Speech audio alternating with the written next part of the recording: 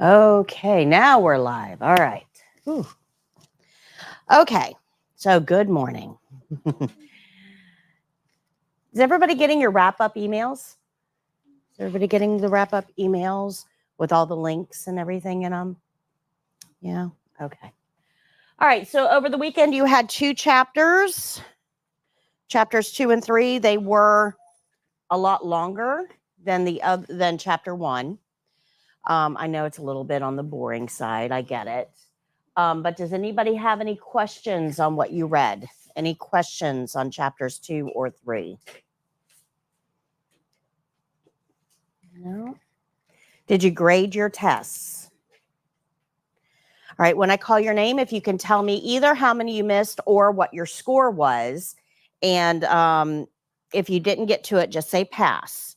Rochelle? Neve? Thank you. Shakima? For chapter 2, I missed 2, and then I missed 2 on chapter 3. Okay, thank you. James? Vanessa? I missed 1 on both of them. Thank you. Christopher? Julius? Dwayne? Okay. Maya? Vita? Lucille? 95 and 85. Thank you. Asia? I missed 2 and 3. Thank you. Charlene? Shelby? Adam? I missed 2 on both. Thank you. And Faith? Okay. I am sweating. Sorry, guys. All right. So we're going to do a quick review of everything that we've learned so far. Now, it took me a lot of hours to teach it to you, but it's only going to take about 20 minutes to review all of it. We do this periodically through the program so I can make sure that you remember all the principles that we've learned so that we can add on to it. Okay? So how do we know what to do with each patient? We follow the care plan.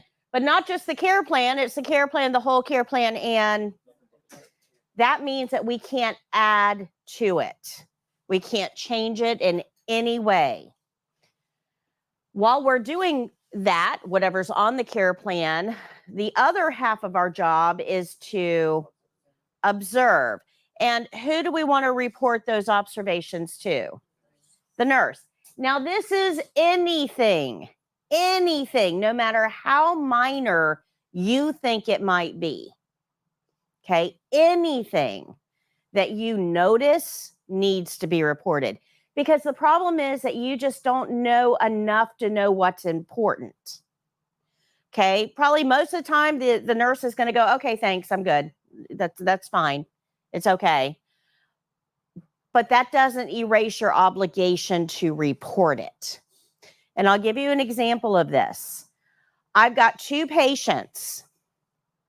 I've got a CNA that is caring for both of those patients. And the CNA comes up to me sometime during the shift and says, man, I don't know what is going on today. Must be something in the air. But these 2 patients are both starving. They can't get enough to eat. One of those I'm going to take very seriously. The other one, I'm not. That's because hunger, extreme hunger, can be the first sign of diabetes. So I'm going to look at what their blood sugars have been previously. Were they normal? Are they overweight? I'm going to look at all those risk factors. I'm probably going to ask you, are they drinking a lot and peeing a lot too? And then I'm probably going to get some lab work orders. The other one that you say, oh my gosh, they're hungry all the time. I may not take that seriously at all because this is somebody who has a history of overeating. And it's, just kind of a normal occurrence for them. Does that make sense? But as a CNA, that one observation still has to be reported. Okay. All right. So we know our skill rules. Let's move on to the opening. Every skill starts with the opening. We do it every time for every skill, no exceptions. But every opening starts with a very defined action. What is that action? A knock. Don't forget that. Remember, it's going to count on the state exam. Once you've knocked, we don't have to wait for a come in on the test. We're just going to go in. But if the door is closed in a clinical setting, make sure you wait until you get approval to enter. But once we've knocked and we've entered, who are we going to greet? The patient. Believe it or not, this step, greeting the patient, is often missed because on the state exam, you're probably pretty focused on you, not the patient. That's why this step actually counts pretty big on the state exam, because here's the thing that you guys probably haven't really stopped to think about, right? You all know that you have a test coming up. You know you have to pass the state exam, and it's probably making you a little bit nervous already. It's a big test, and you have to pass it to be a CNA. I get all that, okay? You're also being watched. Most of your career, you're up to this point, you've probably not been involved in a skills-based test. Almost every test you've ever taken is pen and paper. So a skills-based test where somebody's actually watching your performance, man, the stress ramps up pretty high because now your actions are being judged. Nobody likes when their actions are being judged. I get it. So that has increased your stress level as well. So first of all, it's an important test. Second of all, you're being watched. You have to perform. Those are two really big deals when it comes to testing. Everybody with me? So your anxiety is pretty high, and you're probably focused on that. Oh my gosh, I got to get through this test. I got to pass the test. I can't afford to take it again. I really need to get working. All of those reasons. But you tend to focus on the test. Now remember, the test is just step one. When you get out there in a clinical setting, you're going to have that same experience every day of your life. Now, the test, you're being judged to get certified to go along, but it's only a person you're doing the skill on and two nurses in the room. That's it. When you're out there in a clinical setting, you're being judged by the patient that you're working on. You're being judged by the family that's watching what you're doing with that patient. You're being judged by the nurse whose license you're working under. Remember, they hold the liability. You're being judged by your employer to figure out whether you're even worth keeping. And you're being judged by the rest of the medical team, because if you don't do what you do, what they do doesn't matter. Okay? Physical therapy can't work with somebody effectively if that somebody is too afraid of their own body odor because they haven't been bathed or groomed or anything else, right? That patient isn't going to want to lift their arm up if they know they've got horrible BO because nobody's been bathing them. That patient isn't going to talk if they know that nobody's been brushing their teeth and they have dragon breath, right? So what we do is going to affect the entire healthcare team. So when you are thinking about the test and you start to get really nervous about the test, remember that that's the easiest part of your job, not the hardest. Does that make sense? We tend to think about the test as something we have to get through to get to. But in reality, it's the easiest scenario. It's a closed room and there aren't very many people in there. And I'm telling you exactly what to say and do. It gets harder out there. So when you're in the test, don't get so wrapped up in your own brain that you forget we have to treat this person like a person. We have to greet them. Don't get so caught up in that anxiety that you forget what it's all about. And that's why greeting the patient becomes so important. Because, yeah, you're going to be nervous on the test, but you're really going to be nervous when the nurses are all yelling because this person has to be discharged and we've got another admission waiting to come in, and that call light has been going off for 10 minutes and this and that and everything else. Your anxiety is going to be high on the job as well. Okay, good. So don't forget to greet the resident. Hi, Mrs. Jones. Hi, Mr. Jones. Good morning. Something like that. Okay. Once you've greeted that patient, you need to make sure that you're addressing them by name. I just put those two together. Good morning, Mrs. Jones. Now for the test, you can ask what their name is. They can, ask them to tell you. If you want to do that, fine. But keep it easy. Good morning, Mrs. Jones. Hello, Mr. Jones. That works. Gets 2 checkpoints, easy peasy. Once we've done that, once we know we have the right person, what do they need to know about us? Name and title. Don't forget the title. And then what are we going to describe to them? The skill. And you can describe this any way you want. You can say, I'm here to perform passive range of motion to the left arm and left shoulder. Is that okay? You can read it right off the care plan if you want to, or you can say, I'm here to do some exercises on one of your arms. Is that okay? However you want to say it is fine, as long as the patient understands enough that they can give permission. Absolutely. Absolutely. So however you want to describe the skill is fine, as long as we're getting permission. After we've done all of those things, we want to close the curtain. Now, let me talk to you a little bit about this, because this is something that a lot of people don't really think about. If I walk into a room and I don't do all of that, I just knock and walk into the room and close the curtain and then say, I'm here to give you a bath. By me being in that space and already closing the curtain, it kind of takes the patient's ability to refuse away. It kind of presupposes that they're going to say yes. So that's why closing the curtain is at the very end. We need to get permission from them before we take that action. The order there actually matters. Does that make sense? Okay. So once we close that curtain, what do we know about that curtain?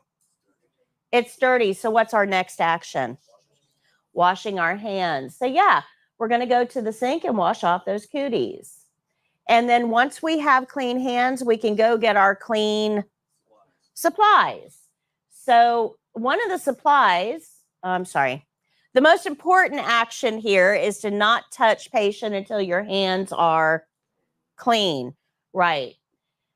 So one of the supplies that we have to think about is gloves. So do we wear gloves for everything with all patients? No, because if you do, it tends to make you stop thinking about those gloves. And then we start touching stuff we shouldn't touch. And it's a whole cross-contamination thing.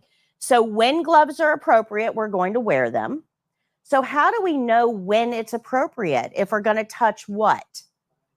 Body fluids, personal skin, and non-intact skin. Very good.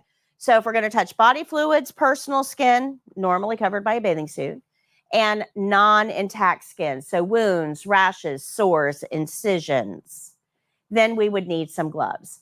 If none of those apply, you don't need gloves. But if the answer is, well, maybe, I'm not sure. If I'm going to reach under somebody who's not dressed, there's a maybe there. So if it's a maybe, do you think I should wear gloves? Yes. So if we're definitely going to touch body fluids, we need gloves. If we might touch body fluids, we need gloves. If the patient's fully clothed and holding on to all of their body fluids like a champ, we don't need gloves. Okay, good. All right. What is the first thing we should touch when we put our gloves on? The patient.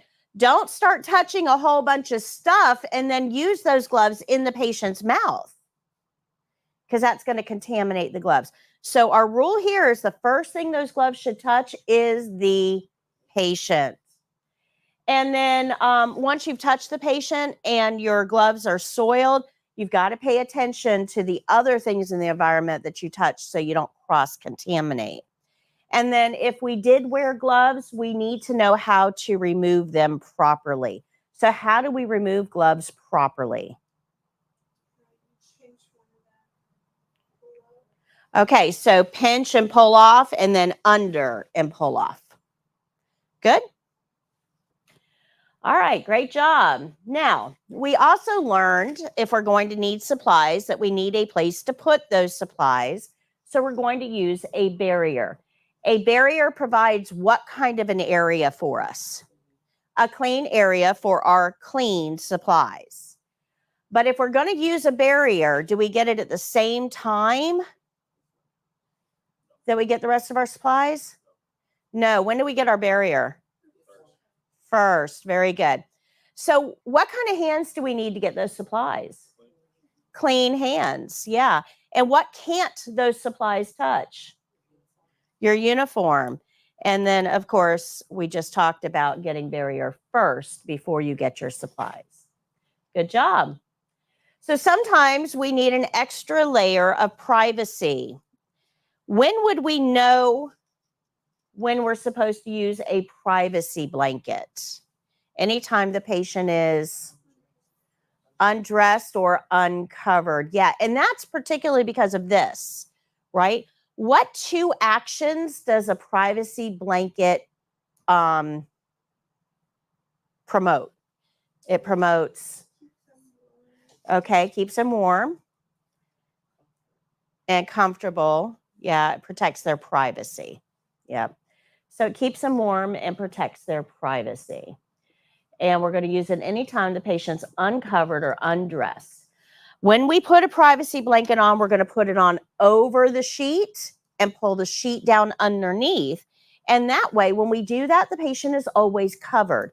We don't just want to go in and throw that sheet down and have them uncovered and then put the blanket on top. So blanket goes over the sheet and the sheet gets pulled down underneath. Good. When we put the sheet back on, we put it over the blanket and the blanket comes out underneath. That way the patient is always covered. All right. What don't we want to do with that blanket? Shake it or snap it. All right. And then at the end of the skill, if we've used a privacy blanket, do we need to take that blanket off before or after we remove our gloves? So when we're going to remove that privacy blanket, we have to cover the patient with a sheet, right? So that sheet has to be pulled up, and that sheet's going to go right up next to their face. So do we want to touch that sheet with our dirty gloves? No. So what would we have to do with those gloves before we pull that sheet up? Take them off. So at the end of the skill, we're going to remove the privacy blanket after we remove our gloves. Okay. All right. And then we have linen rules. Now, most of these are repeats of others. Linens can't touch your uniform. What kind of hands do you need to get your linens? And what can't we do to our linens? Shake them or snap them. So those are all repeats of things that we already know. The one new thing that we learned here, now we did skip 2. We're going to come back to that. But the one new thing we learned here is that unused items have to be, put in the hamper. They've got to be discarded. You can't leave them in the room for later. Okay. And we'll go over the rest of those rules in a future lesson. And then we went over the closing. Now, our closing really kind of boils down to leave your patient looking better than you found them. So what kind of environment do they need to be in? Clean and safe. Correct. Clean and safe. So in order to be safe, what position does that bed need to be in? The lowest position. And then we have to have a certain word during the closing. What word do we need to use? Comfortable. Yep. Part of comfort is not just physical, it's also emotional. So what can we offer them to show that we understand this? Magazine. We can also offer, the head of the bed, address their preferences. Okay. So any of that will address the preferences. So offer a magazine, offer to adjust the head of the bed. Those are all preferences. For the test, I just use magazine because it's quick and easy and pretty clear that I'm understanding this concept. Once we do that, before we leave the patient, we got to take a step back and look at them. They must be covered, either with a sheet or clothing, either way. But if you remember me saying no knobby knees, we don't want to see their knobby knees. So they've got to be covered. And then we're going to open that curtain. Is that curtain clean? So what do we want to do? Wash our hands. There's one more thing here before we get to that. The patient has to be able to call us if we leave the room, especially if there's an emergency. So what do they need? The call light. Okay. So all of these things that we just went through, all of those things, the order doesn't matter. We don't care how you do it. That call light is no cleaner than that curtain. I guarantee it. Okay. So it doesn't matter what order you do these steps in. You just have to remember to do them all. Once you've done them all, though, then you want to go get rid of those cooties. Notice how many C's there are. Clean environment, comfort, curtain, call light, cooties, right? All these C's of the closing. But once we've done that, then we've got a whole nother C that we can throw in there, and that's charting. Once we've washed our hands and we have clean hands, we can then chart or document. But at the end of the skill, our golden rule is end skill with clean hands. So that means you've got to go wash your hands again. Good? Questions? All right. So you've now shown me that you've mastered skill rules, opening, barrier rules, glove rules, most of linen rules, and the closing. So we are half done with our principles. Remember on day one, I told you were going to learn all of the things on the back wall, right? And I'm not into memorization. I memorized all kinds of stuff in high school, like an Edgar Allan Poe poem, Annabelle Lee. Do you think I remember all of that? Right? When you memorize something, it gets overwritten by your hard drive. You don't really remember it years later unless you use it. But if you learn something, you'll remember that. I've learned my times tables. So I can multiply 7 times 7 now. So there's a difference between memorizing and learning. Make sense? So we're going to focus on learning because all of these principles you're going to learn or you're going to use when you're out there in the real world. So that brings me to my next topic. When you are out there in the real world, when you are certified and working, you're going to have other CNAs that are going to say to you, oh, we don't use that privacy blanket. What a waste of time and supply. We don't use stuff like that. That's stuff you learn in school, but you're never going to use out there in the real world.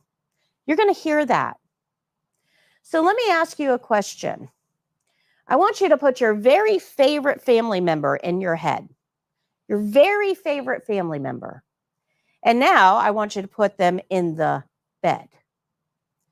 Would you want that very favorite family member that you have to be exposed to a complete stranger? They don't want that either. So when somebody tells you, yeah, the stuff you learn in school, we don't use out here, I want you to think about how you would want your family treated if they were the patient. And that's how I want you to proceed. And you'll quickly realize that this stuff actually matters. I'm not teaching you these principles for you to throw them away after the test, because someday I'm going to be the body in the bed. I want you to use these principles on me because I think they're important. And so do your patients. But in reality, this is what's going to set you apart from those other CNAs. If you want to be professional and be seen as a healthcare professional and to have the respect of a healthcare professional, do you know what you have to act like? A healthcare professional. And that means that we take this seriously. That we're not just there to get the job done and get out. We're there to get the job done right. Okay.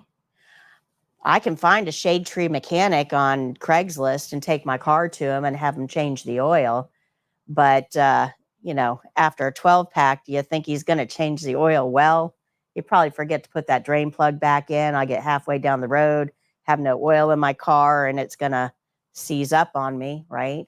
That's what I get for not going to a professional. So there are two types of CNAs out there, guys. There are professional, and then there's, we could use a little work. You have to figure out which one of those you want to be. And I hear all the time CNAs say, you know, they should pay us more. And I absolutely agree. They should pay you more. But until CNAs collectively start acting like a professional member of the team, they're not going to. So if you're not showing up in scrubs that look professional, if you're not taking pride in what you do, if you're not adhering to things like privacy and patient rights, there's no reason for them to pay you more because you're not acting professional. So a lot of what I'm telling you is to help you further your career in furthering the image of the CNA. Good? So you got to figure out which CNA do you want to be. Because there's a lot of peer pressure out there. A lot. Be prepared for it. All right. So we know all the principles that we've learned so far. Now we're going to review the skills that we've learned so far. So we learned how to take a pulse, a radial pulse. We learned how to take a radial pulse. And there's a couple of things here that we have to remember when we're taking that radial pulse. What should always be supported? The arm, specifically the elbow, yeah. Pulse measurements are always reported over what period of time? 1 minute. Doesn't mean we have to count for 1 minute. We can count for 15 seconds and multiply that by 4, or we can count for a whole minute. How do we know which one? The care plan, absolutely. We're always going to follow that care plan, but the pulse is always reported over 1 full minute. I got a story about this. You guys know that I'm the #1 CNA training platform on YouTube, right? We've got over 120,000 subscribers, almost 40 million views now. And I get comments every day. Lots of comments. I don't respond to all of them because I honestly don't have the time to respond to all of them. But I got one on the Pulse video this weekend that kind of made me chuckle a little bit. And the person typed in, I got 61. And then like 2 minutes later, now I got 60. What are you counting? The patient is on the TV. You cannot feel their pulse, right? So what do you think she's counting? If she's getting 60, what is she counting? Yeah, the seconds. That's not the pulse. We're not just going to stand there and count to 60. Do you guys get that? What are we supposed to be counting? The waves that we feel under our finger, those beats. Absolutely. So be careful here. Know what you're counting. We're not counting the minute. We're counting the beats we feel over the minute. Am I clear on that? because I don't think that was very clear. All right, what is our normal rate? 60 to 100. And what should we use on our fingers, the flat part or the tips? Fingertips, yeah. What finger can we not use to take a pulse? Your thumb. Radial pulse is located where? Where do we find the radial pulse? Bendy part of the wrist right below the thumb. Should we be down here at the pinky? So it's got to be way up here at the thumb part of the wrist. What do we have to say so the evaluators know when we're counting? Start and stop. And remember, for the practice, when we did that in class, I did that part for you. I told you when to start and when to stop. But in a testing setting, you're going to have to do that part too. Okay, so just look at the clock, pick a starting point, say start, but know where you started so you can end there as well. And then in Florida, how many evaluators do we have? 2. So you got to count this one twice. And anytime we measure something, what do we have to do at the end? Write it down. We have to document it. That's right. All right. We also learned how to dress our resident with a weak arm. This is dressing somebody with a weak arm. What do we need to ask them? Yeah, what do you want to wear? What is your clothing preference? What do you want to wear? Now, if they choose something that doesn't go together, you can make a suggestion, but ultimately we're going to honor their wishes. When should we get the clothing, before or after we undress them? Before we undress them. That minimizes exposure. That could be a written test question. Now, tomorrow morning at 11, I am going to have the game show on YouTube. So tomorrow morning at 11, I go through 15 written test-like questions. Nobody can give you the actual test questions. That's a test integrity thing. But we can give you questions that are very similar to what you would see on the written test. So I do the game show live. You put your answers in, and I have a program that actually sits on top of YouTube and reads those answers and awards points. And at the end of the game show, I give prizes, real prizes. So if you're nervous about the written test, or you want to see what kind of questions you might have on the written test, you might want to tune in tomorrow at 11. Okay. And tomorrow is actually going to be skills-based questions. Like, when do you get the clothing? Okay. Good. Those are all questions you might see on the state exam. When we lift an extremity, how do we lift? From above? From below. Very good. And what do we have to do to the joints as we lift? Support them. Absolutely.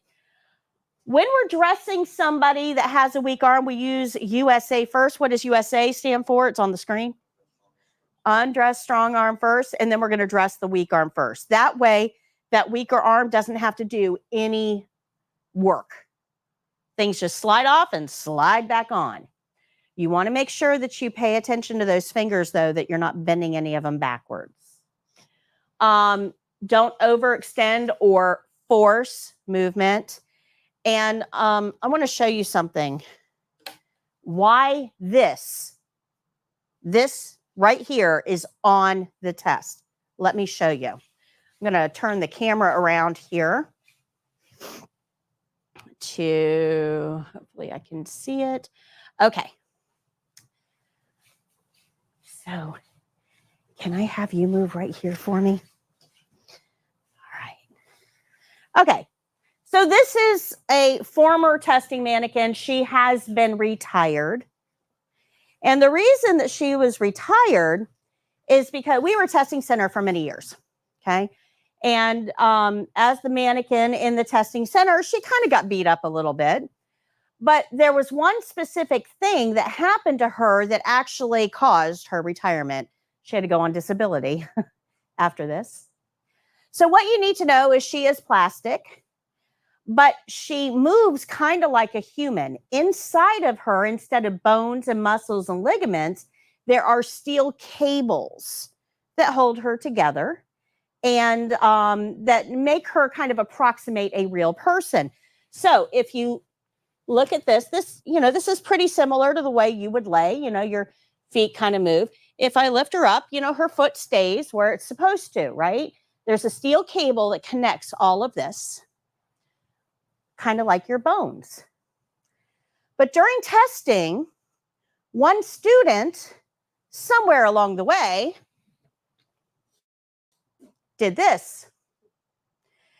Let me reiterate, there is a steel cable. If that testing student broke a steel cable, what would they have done to a real person? Broke them. Absolutely. So when I say don't overextend or force movement, this is what I'm saying. Because if you break the mannequin, you will fail. I don't care how perfectly you did the rest of the skill. If you break the mannequin, you will fail. Why? Yeah, you would do the same to a patient. And the response was, well, I wouldn't have done that to a real person. Well, for the test, this is a real person. You're going to talk to this mannequin like you talk to a real person. You're going to treat this mannequin like you would a real person.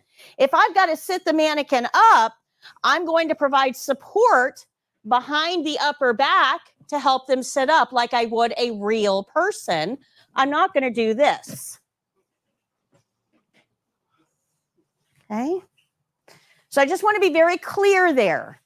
The mannequin is treated like a real person. And yes, they did that putting socks on, by the way. Yep. So that's why we have this checkpoint. Do not overextend or force movement. Okay. Once we've got the patient dressed, we want to adjust the clothing so it's nice and neat. The buttons are all lined up. The pants are over the bottom. The socks, the toe seam are along the toes. You want to make sure the patient is presented appropriately. And then where do we put all of our soiled items? In the hamper. They don't go on the floor. They don't stay on the table. They don't stay on the bed. Remember, our environment needs to be neat and clean. And then which hand should we put the call light in? Stronger hand. Good. Very good. We also learned to do range of motion. And remember, CNAs do range of motion to retain current function. So we're not trying to make anything better. If the patient gets to here and says, ow, well, we're not going to go there again. We'll go below the ow. And then that's an observation. So what do we do with observations? Report them to the nurse. So again, which way do we lift extremities? Above or below? Below with a flat palm. We have to have 2 points of support at both joints. So we always support the joints. We're going to move slowly and smoothly, and we always return to the start position. Flexion extension is what kind of motion? You guys remember? Up and down. Abduction, adduction is a side to side, and rotation is around. So here we have USA again. Up, down, side to side, around. Flexion, extension, up, down. Abduction, adduction, side to side, rotation, around. Good? Another quick way to remember that we use USA a lot. All right, so look at everything that you've mastered so far. We only have 4 to go. And it's only class 3. Now, we're going to learn a few more principles today to add to what we've already learned. And we're also going to recycle these principles moving forward in other skills. Okay, so dressing is not the only skill we're going to use a privacy blanket for. Anytime our patient is uncovered or undressed, we need a privacy blanket. Let's see here, linen rules. We need those linen rules if we're going to make a bed or change a patient's position or do any bathing skills. So we're going to use these same principles over and over and over again. Right now, we've just learned them. Now we have to learn how to apply them. And we need to cover a couple of more as well. All right, so moving on, let's go to page 116 in our skills book.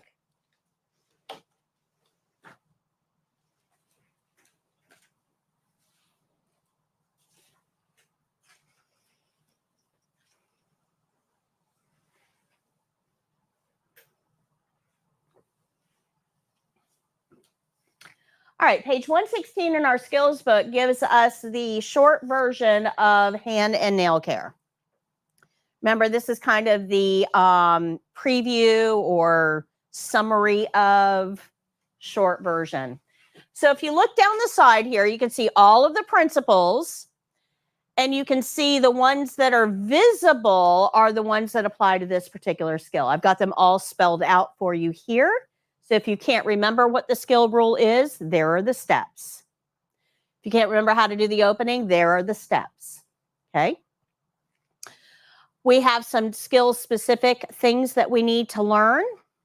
This is our Cliff Notes version, or kind of the short step version. Down here, we have a video, and then we have test-specific at the bottom. Nakayenga says, is it okay to touch the patient's wrist to confirm their name before hand wash? So the answer is actually no. Because remember I said that our big principle on the opening is don't touch patient until hands are clean. So the answer to that is actually no. You cannot touch the patient's wrist until you've washed your hands, because that is a checkpoint. Brenda, taking the test next Tuesday, May 14th. Oh, that's exciting. So great vibes out to you. We know you're going to do fantastic. Thanks for joining us. All right. Oh, wow. We've got quite a few on today. Okay. So this is our test specific information down here. Somebody with your level of experience should be able to complete this skill within 11 minutes. Hand and nail care, 11 minutes. I don't know about you, but it's never taken me 11 minutes to wash my hands. We got plenty of time here. Okay, yeah, plenty of time here. We're going to be doing this on another live student. That person's going to be in a chair. This does not require charting. But in order to learn this skill, if you look at all those principles, there's a couple there that we don't know yet. So we're going to learn washing rules and basin cleaning now, so that we can learn this particular skill. Good? So if you go to page 112, we're going to learn washing rules. Now, washing rules are only featured on 5 skills. So catheter care, foot care, hand and nail care, partial bed bath and peri care. These are the skills we're going to use washing rules on. Where, remember, the opening, that's done in every single skill. The closing, that's done in every single skill. The barrier is done in about half of the skills. Privacy blanket, about 4 skills. So washing rules, we're going to use, but not for every skill. The problem is that if it's a washing skill, it's going to be kind of a longer skill because it's bathing something, some body part. Okay, so these are all tend to be a little bit longer skills. Again, we have a video for washing rules. But in order to understand everything that I'm going to be telling you, all the notes are on page 113. We have to go just a little bit deeper than just wash, rinse, dry. There's a few other things we have to consider here. So I'm going to go through this step by step. I am going to sit for this part because my knee hurts. I'm going to steal your chair. All right. So let's go through this step by step. Think of how you bathe. When you get into the shower, you probably get wet. Then you put soap on somehow, right? Either a loofah or a washcloth or whatever, but you put soap on somehow. But then what do you do after you put the soap on? Scrub, okay. Then what do? You rinse it off. Yeah, you rinse it off. Would you ever put soap on and then get out of the shower? No, that's just like, who would do that, right? So we have to remember that in order to bathe appropriately, we must rinse.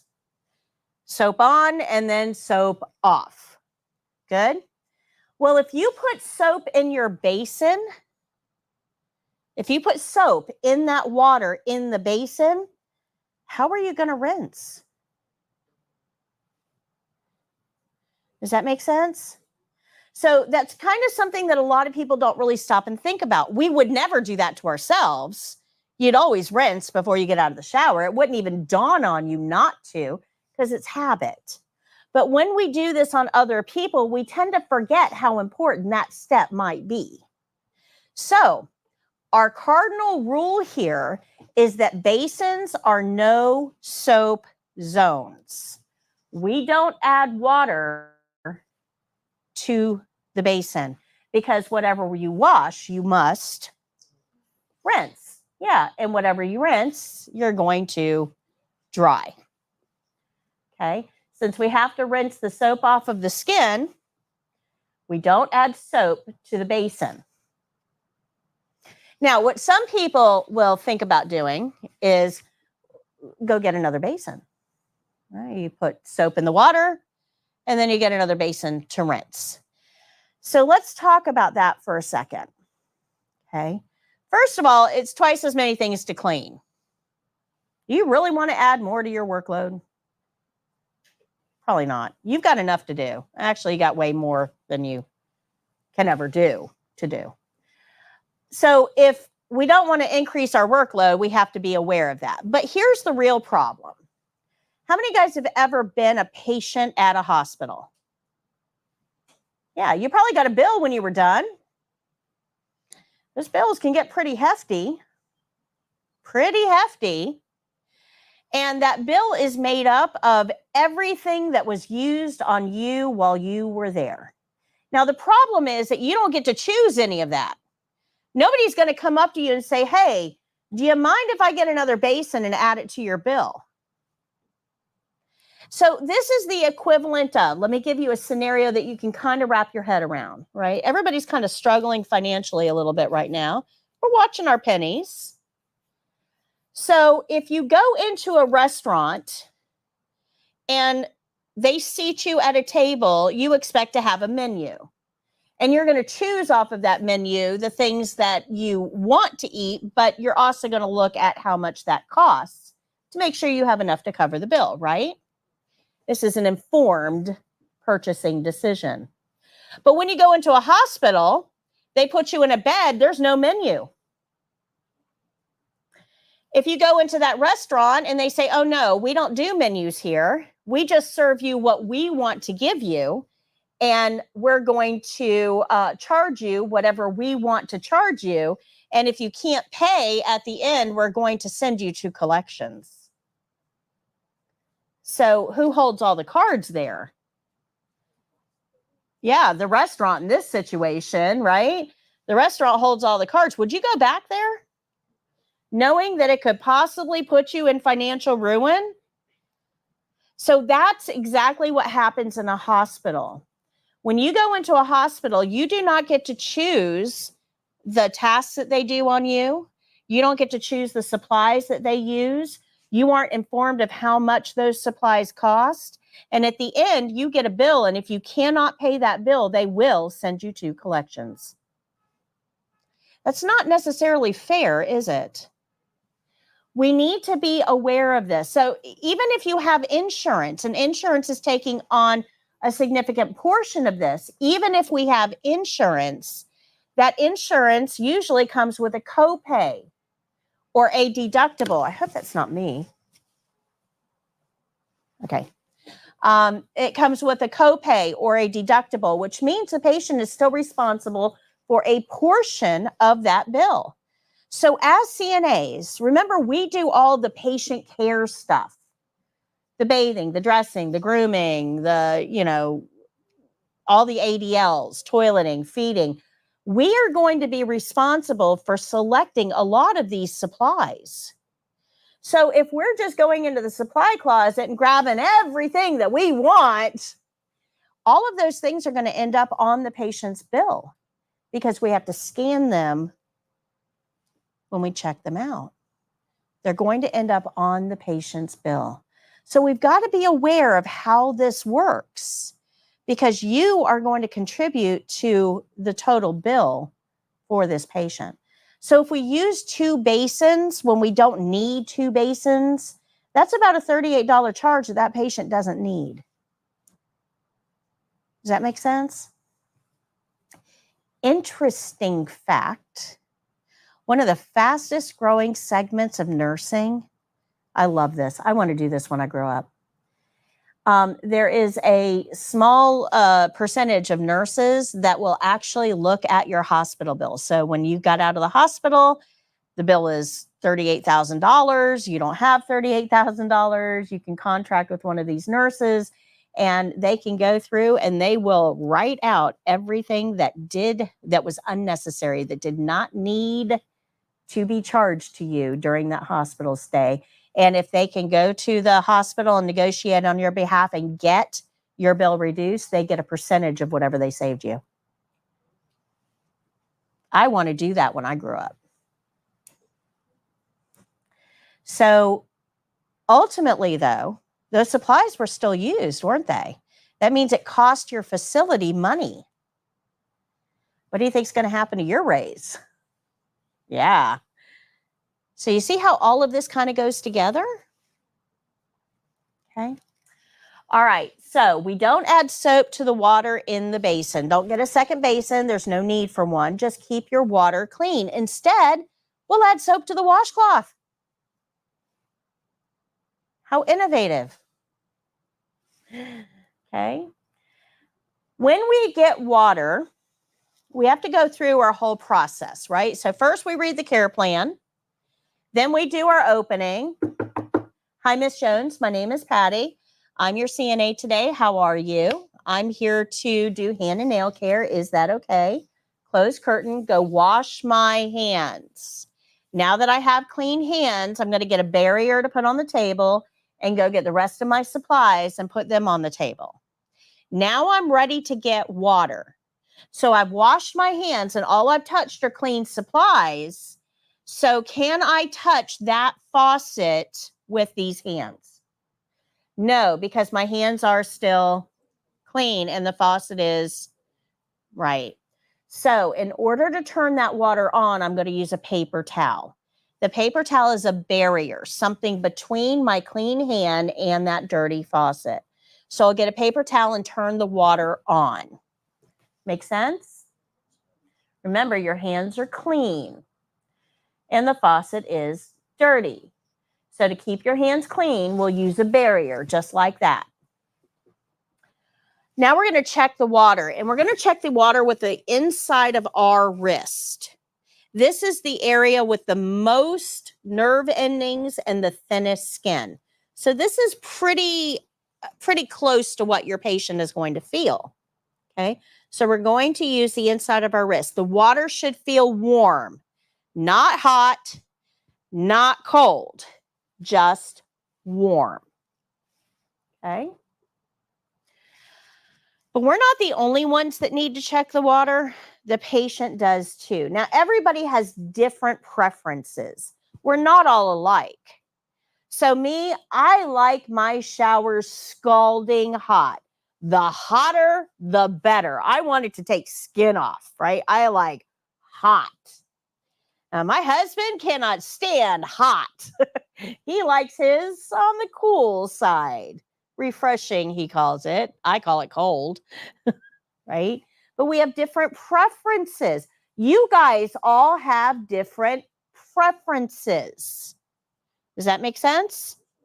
So just because I think the water is comfortable doesn't mean my patient is going to agree. Can we agree with that? And who should it always be about? The patient. I'm using the water on them, not me. So we're going to check the water and make sure it's warm.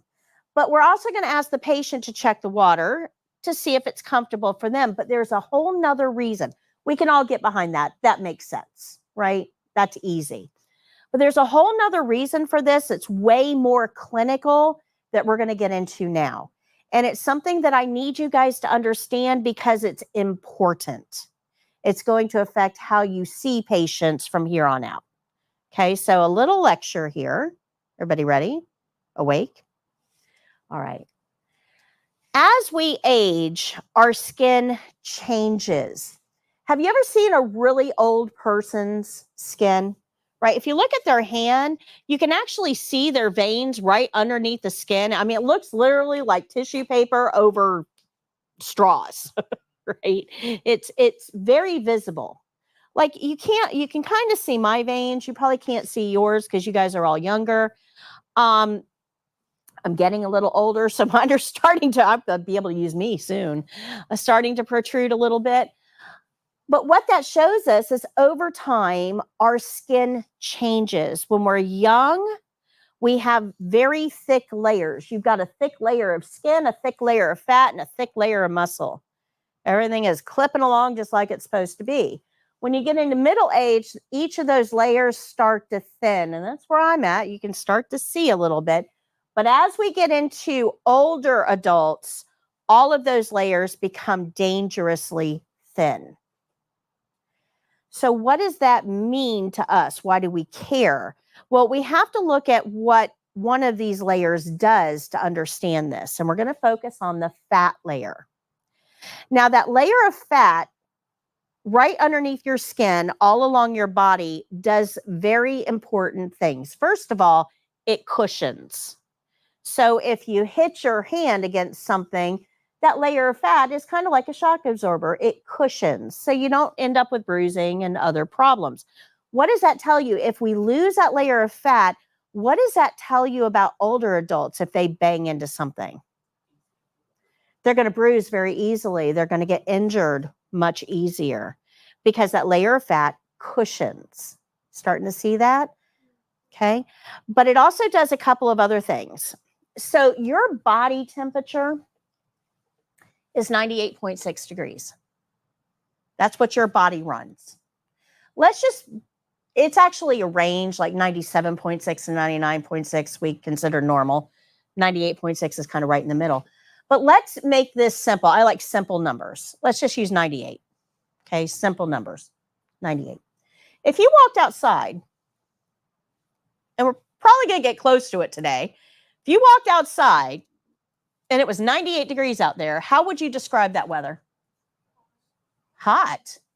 Yeah, it is hot. I'd rather be inside or in my pool, right? Hot. Now, if you reach over and touch her skin, she is 98 degrees. So 98 is hot, right? So by definition, we're all hot. You're welcome. So if we understand that 98 degrees is hot, that's important. We're going to come back to that in a minute. But we also know that it's not comfortable for us. We don't like to be in 98 degree weather, right? We would rather be inside when it's 98 degrees. So what is a comfortable room temperature? What do you set your thermostat at? Okay, 73. Again, I like easy numbers. Let's go with 75. Okay, 75. Pretty comfortable. We call that room temperature. Good. So 98 degree humans, 75 degree room temperature, and we're comfortable. The problem is that your body has to stay at 98 degrees to live. If it drops down too far, like below 95, you die.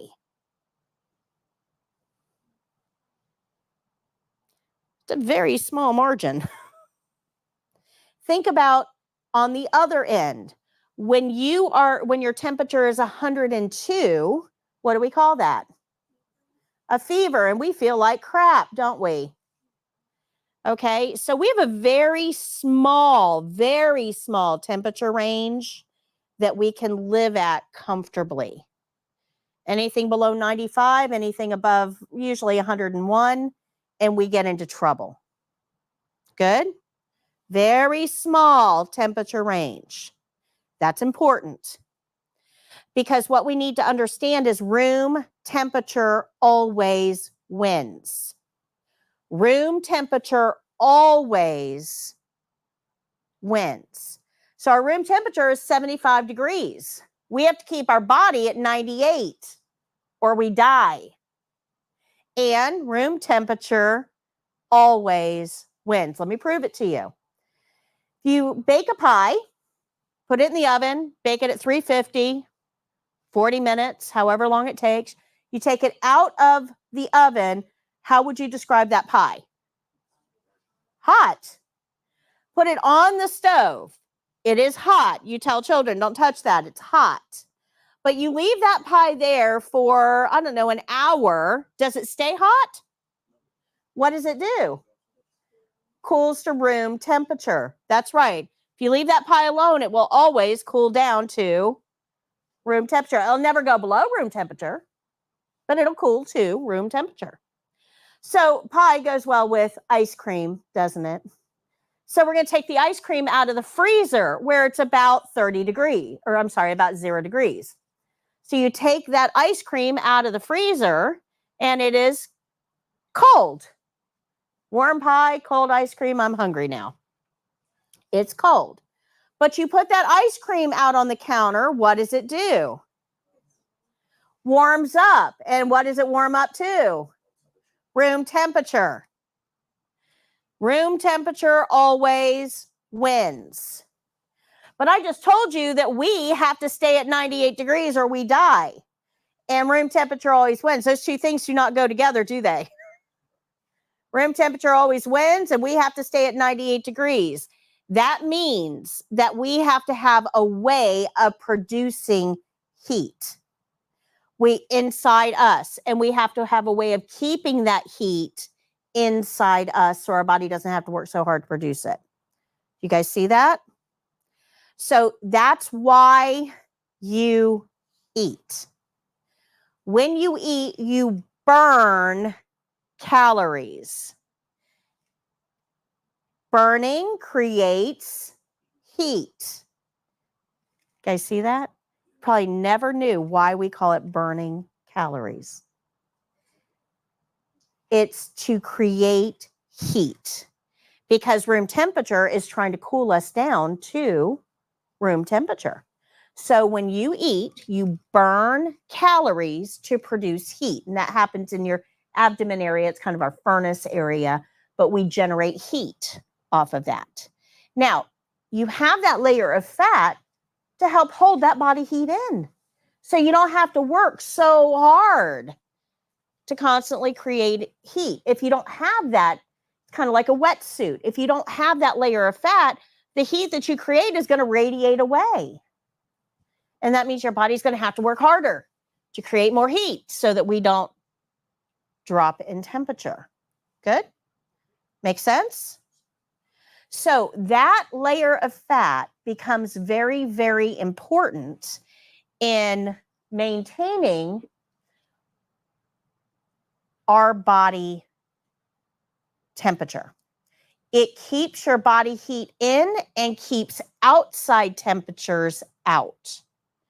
Keeps it from affecting you so much. Good? Anthea says, what's the site you go to register for the CNA test? It's I have test registration instructions on foryourcna.com.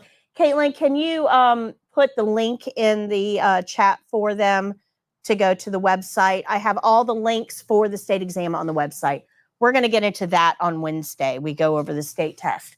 So, what happened here? Okay.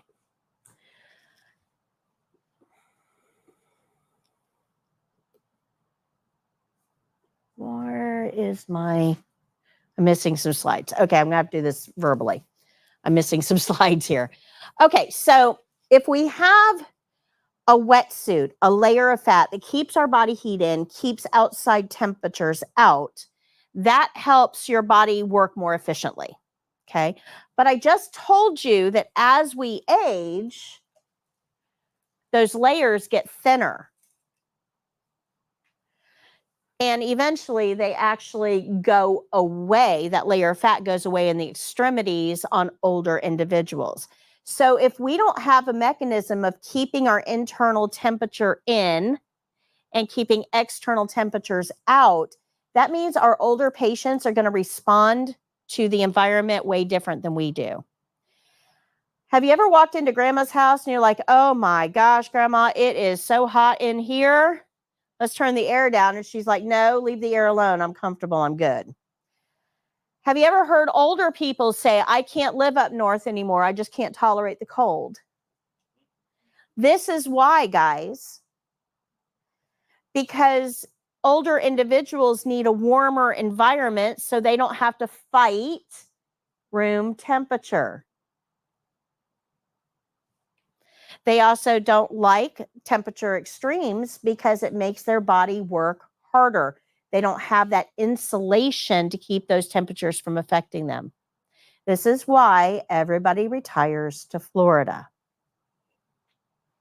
It's also why you guys are going to have job security.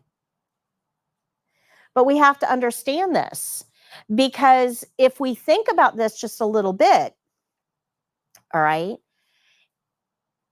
if we don't have that layer of fat, which is a protective layer, if we don't have that layer of fat, do you think that you feeling water through a layer of fat and your patient feeling water without a layer of fat, do you think that water is going to feel the same? No.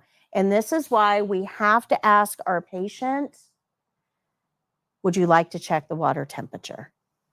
Okay. Good. This is a very important checkpoint. So we're going to ask them if they want to check the water temperature. If they say it's too hot, we're going to do something about it. If they say it's too cold, we're going to do something about that. Let me tell you that probably the maddest I've ever gotten at a CNA was over this. I'm sitting in a nurse's station in a nursing home, and down the hall, about halfway down the hall, was a shower room. And a CNA was in there showering a patient. I wasn't paying any attention. I was actually on the phone taking an order at the time, and I hear screaming. Now I'm thinking somebody fell or, something like that. So I go down to the shower room, and when I open the shower room door, steam comes billowing out. My glasses all fog up. I can't see a thing. So I got to wait a second, until everything kind of evens out so I can see. And once I can actually see, the CNA and the patient are kind of in a fighting match, right? The CNA is smacking and hitting and pushing and kicking, and the CNA is trying to shove them under the water. And it was just a mess. I'm like, stop, turn the water off, put a blanket over the patient. What is going on here? And the patient is screaming. It's too hot. It's too hot. And the CNA is like, it's not that hot. It's fine. I checked it. And trying to push the patient under the water. So in that situation, who was the CNA focused on? Themselves. Yeah. They were just focused on their schedule, what they had to do. They weren't listening to the patient. Help isn't help if it doesn't help. Was that CNA helping that patient? No, absolutely not. I was very upset with that CNA. That was probably the maddest I've ever gotten with a CNA, primarily because, and we can all make mistakes, right? The water was too hot. Okay, I get it. Mistakes can happen. That wasn't why I was mad at the CNA. Anybody know why I was mad at the CNA? Well, yeah, it's actually, it would be a form, I would argue abuse, yeah. But Because the patient was saying it was too hard and she wasn't listening. exactly, the CNA was not listening to the patient. Yep, that's why I got mad. And the CNA's defense was, well, you know, old people, you don't listen to them. They all have dementia. No, they do not. And even patients with dementia have to be listened to. You have to listen. Does that make sense? Be very careful there. That was probably 20 years ago. And I still remember that encounter. And I'm still mad at that CNA. Because if that had been my family member in the shower, now I can tell you what's going to happen with that patient. The next person that comes in and says, hey, Miss Mary, are you ready for your shower? Do you know what she's going to say? No, I don't want my shower. So when you've got patients that refuse their showers, that's most likely why. Because somewhere along the line, someone did something that hurt that patient. We've got to get better than this, guys. We've got to get better. Another one that really messed me up. Oh, this one really aggravated, although that one was still worse. Undressed the patient in their room, put them in a shower chair, and took them down the hallway, stark naked, to the shower room. Do you have any brain cells in there that might be communicating with one another? Because I'm not seeing it yet, right? That's what I wanted to ask her. You would not be comfortable in a shower chair naked in a strange place surrounded by strange people being taken somewhere. Let's think about this from the patient's point of view. So it is all these little steps. They sound small, don't they? But they're not small. We're going to check the water, and we're going to ask our patient to check the water, because at the end of the day, it's always about the patient. Okay. We want to change the water if it gets cold or soapy. Okay. So we're, pay attention to that. And the order here matters. Whatever we wash, we rinse. Whatever we rinse, we dry. And while we're doing that, we don't want to get the surface wet, whether it's the bed, the table, the floor, or whatever. This is what skin looks like under a microscope when soap is left on it. It dries the skin. Dry skin tends to crack. And now we've added a new doorway for pathogens. That's why this is important. So cold water is uncomfortable. Soapy water doesn't rinse well. Dry surfaces need to remain dry. And then if we put lotion on, we're going to warm it up first and then wipe off the excess. It used to be way back a million years ago when I went through school, we dropped the lotion bottle into the warm water and we let it warm up that way. The problem is that the lotion bottle, right, when you put it in warm water, the water's not warm enough to warm the lotion anyway, but even if it does, it's just going to get the very, very, very outside of the lotion, right, what's around the bottle. When we squirt it, are we squirting from the outside edges? We're squirting from the middle, which means that that lotion is going to be cold. If you squirt cold lotion on somebody, especially when they're just warm out of bathing, it's going to be shocking. So we don't do that anymore. We put lotion in our hands, we warm it up, and then we wipe it on. But if we put lotion on, we're only going to absorb so much. Like the top layer of your skin can only absorb so much. And whatever's left just kind of lays on the surface of the skin. That's going to make it slippery. So if we're doing hand care and we put lotion on the patient's hand and lotion stays on their hand and they go to pick up a cup of hot coffee, what's going to happen? It could slip. That's a safety problem, isn't it? Safety counts big on the state exam. So our rule is we warm the lotion up in our hands and apply it, and then we wipe off the excess. at the end. Whatever they're going to absorb, they've already absorbed. Whatever's left is useless. Okay, good. Questions? So now let's learn basin cleaning. This is going to be using a whole lot more skills. Anytime we use something to hold a liquid, we have to clean it. Anytime we use something to hold a liquid, we have to clean it. So we have a cleaning process called basin cleaning. And I want you, this is on page 90, I want you to understand that you're going to want to go way beyond what I'm going to show you. And that's fine. But we don't have to for the test, and let's not make more work for ourselves. Okay? So when you are in your home and you brush your teeth, you're standing over the sink. Your sink is a basin. It holds liquid, right? A basin. When you're done brushing your teeth, you probably just rinse the big globs out of the sink. You don't like clean it every time you use it, do you? No. Just get the big globs out. Once a week, you clean it with some cleaning products. And that's because it's your house. But you're not the only one that uses that sink. Other family members use that sink. Visitors, when they come over, can use that sink. Right? The sink is kind of used by all people. And still, you just rinse it out. Everybody got that?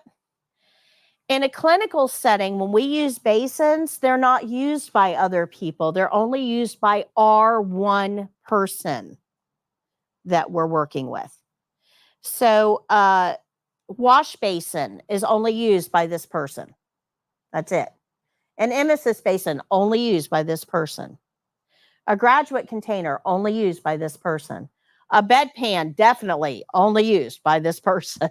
Single patient use.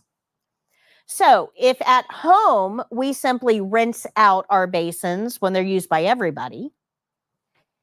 In a clinical setting, our basins are only used by one person. All we have to do is rinse them out. You guys understand that?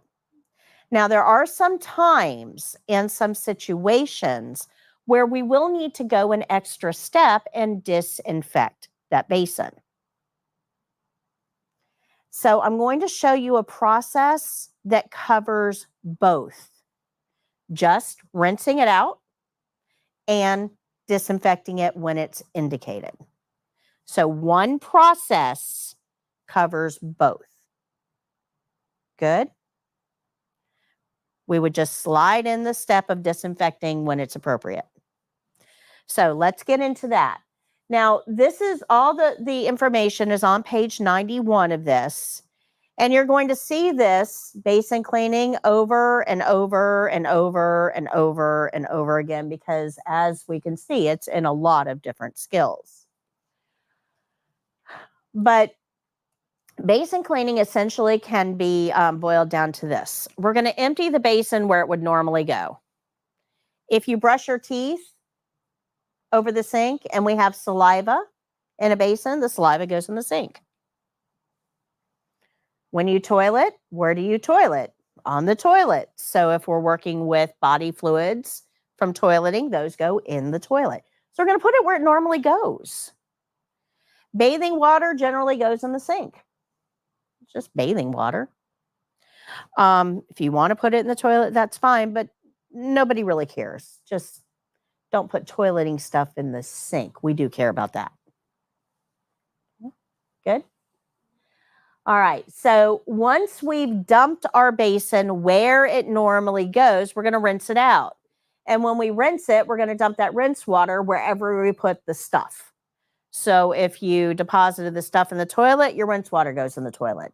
If you deposited the stuff in the sink, your rinse water goes in the sink. Okay. So you're going to rinse it and put that wherever it normally went. Remember that basins are only used by that patient. They only need to be rinsed after every use. But if we need to disinfect, if that is a process we need to do, this next step is going to cover that. So we dump it, we rinse it, and we dump that rinse water. Then we're going to set that basin down in the sink. We cannot touch it while we're disinfecting it. Okay? So dump it, rinse it, dump it, set it down in the sink. If we're going to disinfect it, that's when we would spray it. But now we have dirty hands or dirty gloves. We can't touch that basin if it's been disinfected with our gloves or our hands. So what could we use? Yeah. So after we spray it and it's disinfected, then we're going to use a paper towel between our glove or our hand and the basin. Good? So dump it, rinse it, dump it, set it down. Spray it if our care plan tells us to. For the test, we're going to skip that step. We're going to use a paper towel to pick it up. We'll use a paper towel to dry the inside.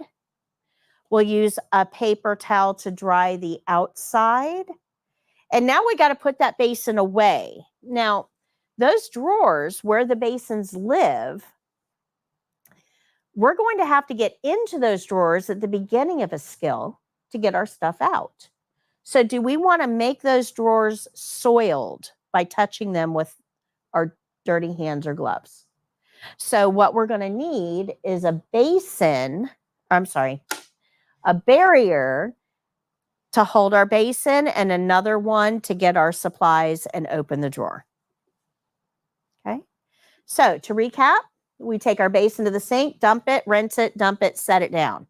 Paper towel to pick it up, paper towel to dry the inside, paper towel to dry the outside, and one more for the drawer. Pick up your supplies on the way. Good? Questions? All right, so those are the two principles that we needed to learn to learn this particular skill. So if you're keeping up, we only have 2 left. That's it. We only have 2 principles left. Scoot and roll and shoe rules. So you're going to see a lot of basin cleaning in this course. Remember that we don't disinfect for the test. We simply rinse, dry, and store using this process. But the process is set up so that you can disinfect if you need to without any changes in the process. All right, so hand and nail care. Let's learn how to do hand and nail care. So hand and nail care is pretty easy. We are simply going to soak a hand, wash a hand, rinse a hand, dry a hand, clean under the nails of that hand, file the rough edges, and apply lotion. That's it. That is hand and nail care. And bonus, we only have to do it on one hand for the test. So remember I said at the beginning of this lecture, they give us 11 minutes to do this. We're going to read our care plan, do our opening, wash our hands, get our barrier, get our supplies, get our water. We'll check it. They'll check it. We're going to soak the hand, wash the hand, rinse the hand, dry the hand, clean under the nails, file the rough edges, apply lotion, clean up, and do our closing in 11 minutes or less. I'm going to tell you this whole skill takes me about 5. They give you way more time than you actually need, so don't rush. Okay, good. So page 141, I'm sorry. Nope, sorry. I'm going to show you this particular skill. A couple things that, I'm missing like 4 slides that should be here. When we are doing hand and nail care, there's a couple things I want to point out. I should have some slides on this. I don't know what's happening here. So when we are cleaning underneath the nails, we're going to use orange sticks. Now, orange sticks are those cuticle sticks. One has a pointy end, one has a slanted end. We're going to use a slanted end like a scoop underneath each nail. But if you're using an orange stick underneath the nail,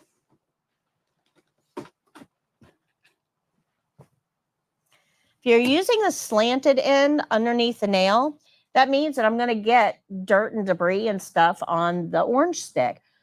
Do you think I should put this dirty orange stick under the next nail?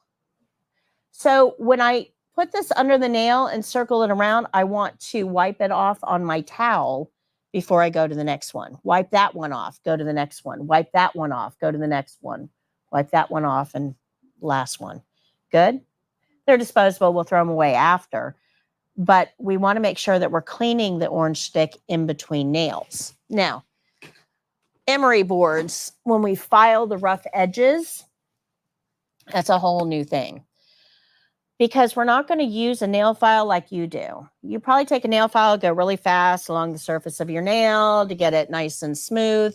We don't do that. As we age, our nails become more brittle and they tend to split right up the middle.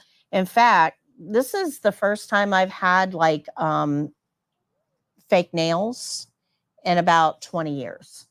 And I had to do this because my nails right now are my real nails are super brittle and they started to split right up the middle.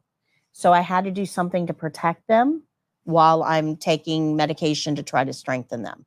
So otherwise, I mean, it was split like way down to here. It was very painful. So that's what happens as we get older and we lose that collagen. If we are working with older individuals, you can't take a nail file and go back and forth along the nail because it actually does this to the nail. It pushes and pulls it, and that's what causes that split to occur.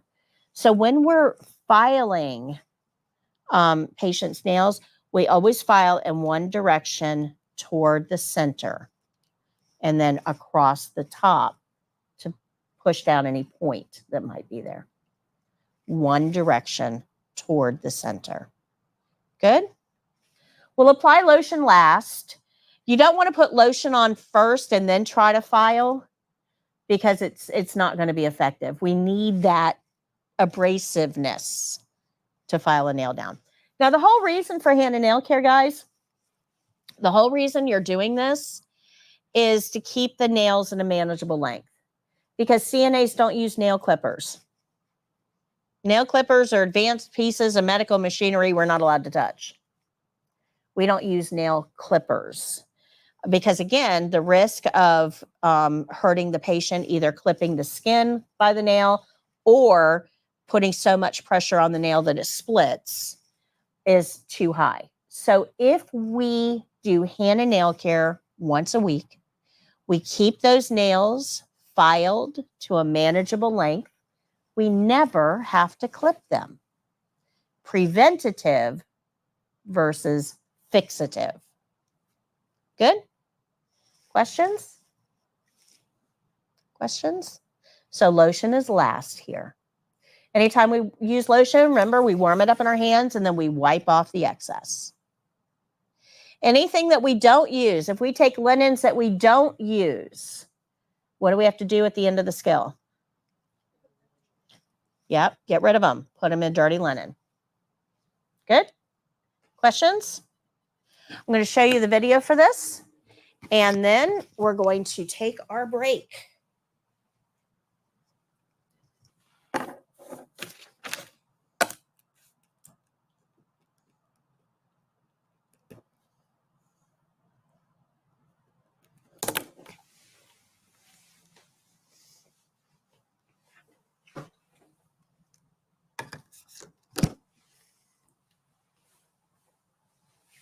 Show you this video.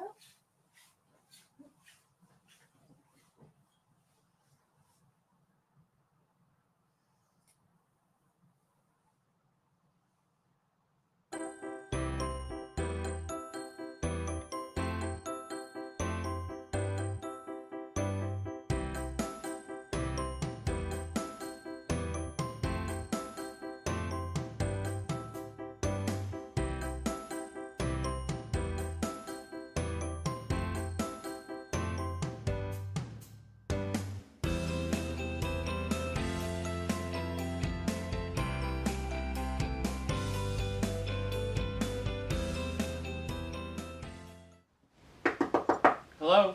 Hi, Mr. Jones. My name is Patty. I'm your CNA today. How are you? I'm doing great. How about you? Wonderful. I need to do hand and nail care on one hand. Is that okay? Yes.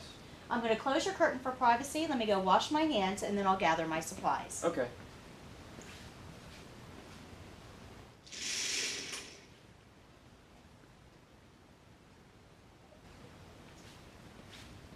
Okay, we're going to start with a barrier. So I'll place a barrier on the table, and that will give me a place to set your clean supplies.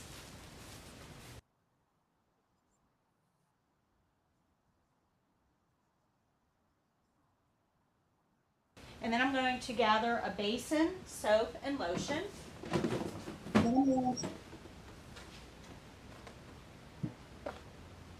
An orange stick and emery board.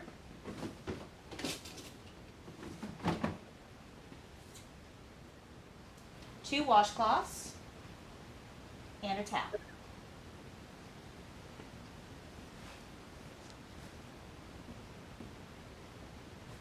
I'm going to go get some water in the basin. Okay.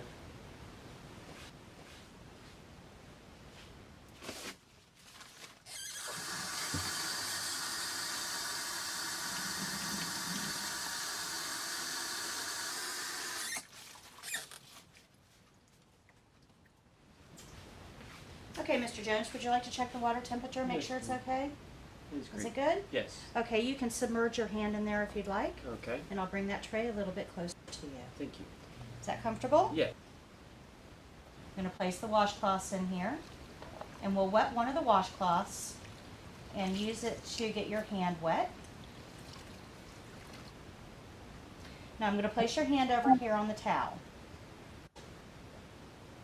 Apply soap to the washcloth. And now I'm going to wash all surfaces of your hand, including in between the fingers, in this area between the thumb and the forefinger. You're going to turn your hand over now and wash the palm of your hand. Now we're going to place your hand back in the basin to rinse.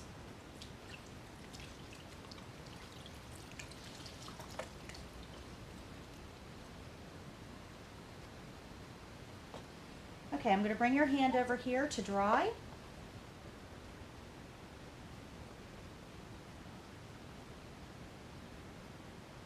I'm going to dry between the fingers. And then I'm going to turn your hand over and dry the palm of the hand as well.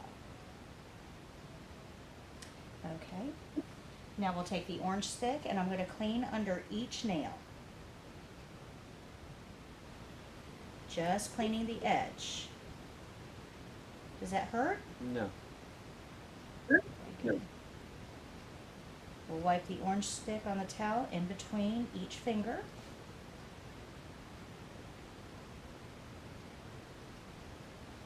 And now I'm going to file any rough edges. So I'll file from the outer edge to the middle, checking each nail for any rough edges.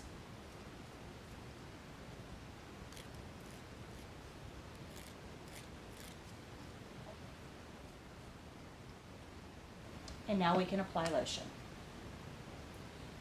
So I'll get a little lotion, warm it up in my hands, and apply it to all surfaces of your hand. Does that feel good? Yes. Very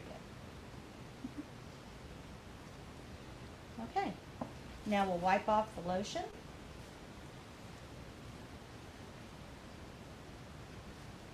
Okay. How's that? Great. Wonderful. I'm going to place my soiled linens in dirty linen container and then clean up my workspace. I'll be right back. Okay.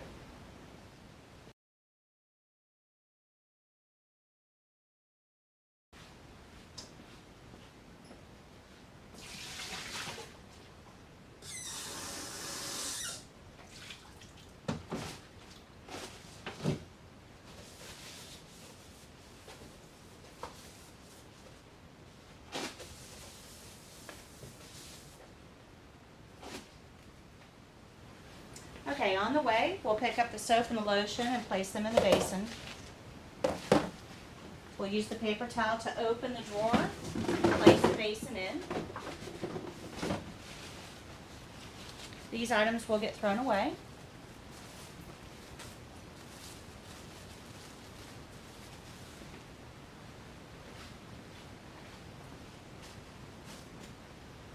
Okay, Mr. Jones, are you comfortable? Yes, ma'am.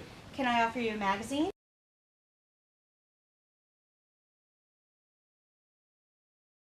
No, ma'am. Is there anything else I can get for you while I'm here? No, thank you. Okay, your call light is right there. Please use it to call me if you have a need. I'm going to open your curtain and wash my hands.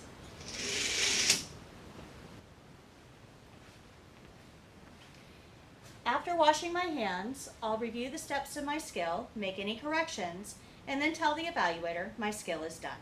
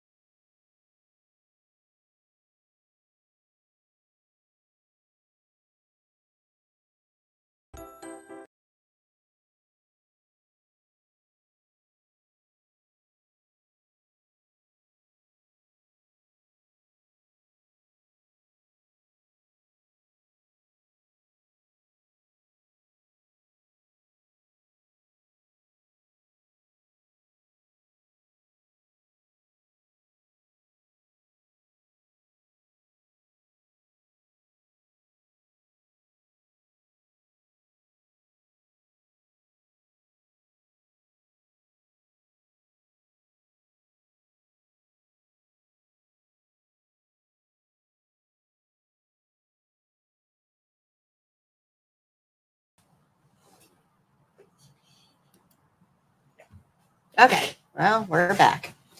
Okay, let's go ahead and take our break. Come back in 15 minutes. I'll put the timer on for us.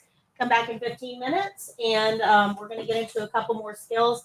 At the end of class today, we're actually going to learn blood pressure. So super exciting. Go ahead and take your break.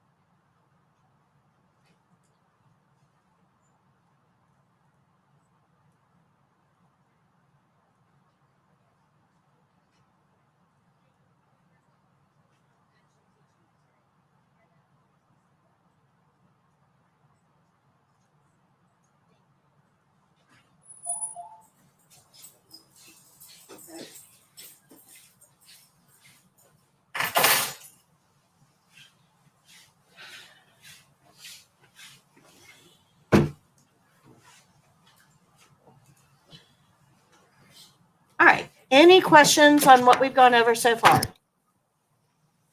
Any questions? All right, let's move on to changing an occupied bed. This is on page 141 of your skills book.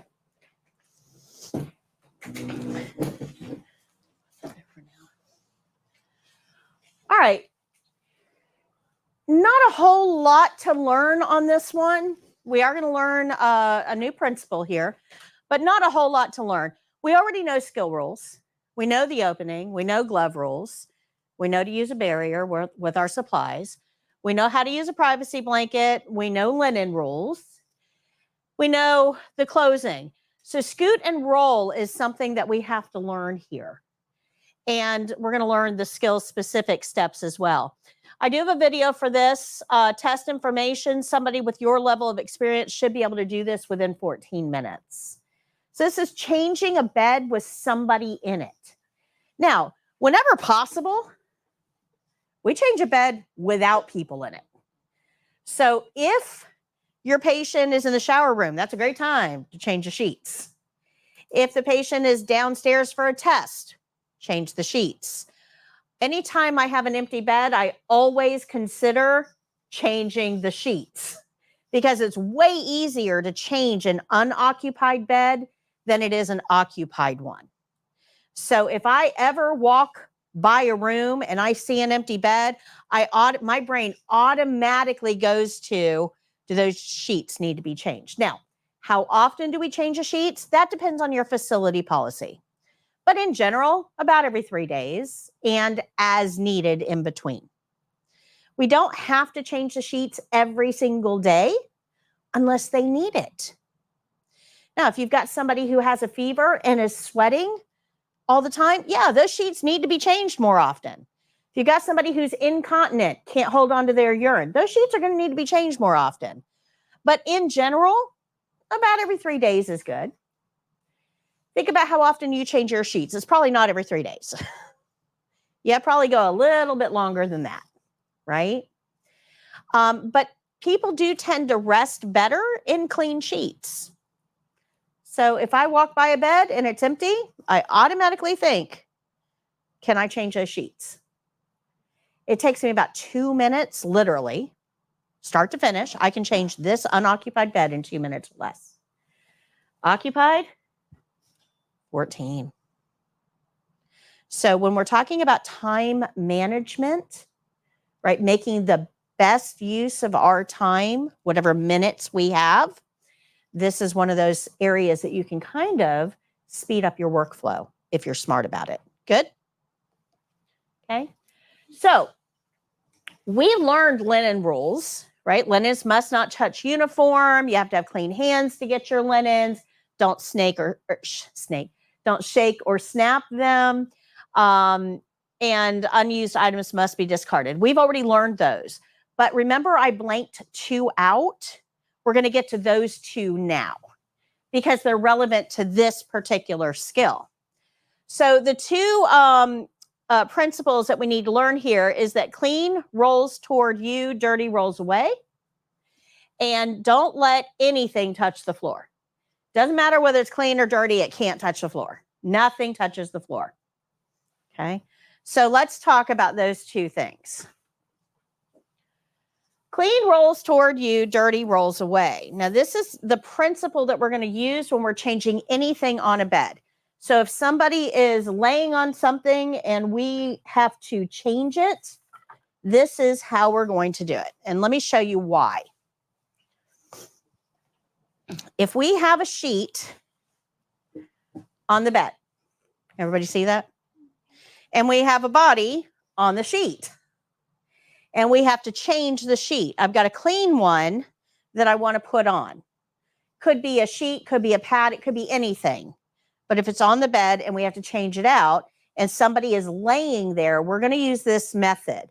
So clean rolls toward me, dirty rolls away. So let's start with the dirty one because that's the one that's already on the bed. And we got to get it out of the way to get the clean one on. So dirty rolls away. So I'm going to take this sheet and roll it away from me. Now, when I do, the underside of the sheet is what's facing up. the underside of the sheet. I still have a body in the bed, remember. Still have a body in the bed, but the underside of the sheet is what's facing up. So if I take the clean one and roll it toward me, the underside is what's facing up. So the underside and the underside are what's touching. It's not a direct transfer. Got it? Good. Now, if, let's say, this soiled sheet was wet all the way through. Okay, I roll dirty away, but it's bleeding through, right? I don't want that on the new sheet. The whole purpose of changing sheets is to get them a little bit cleaner. So what I would do is I would take a Chucks or a barrier and I would wrap, because they're waterproof, I would wrap it around this as a barrier before I put this one on. Good? Good? Okay.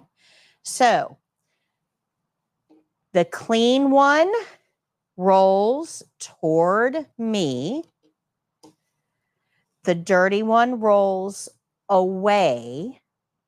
And then we tuck the clean under the dirty as we change.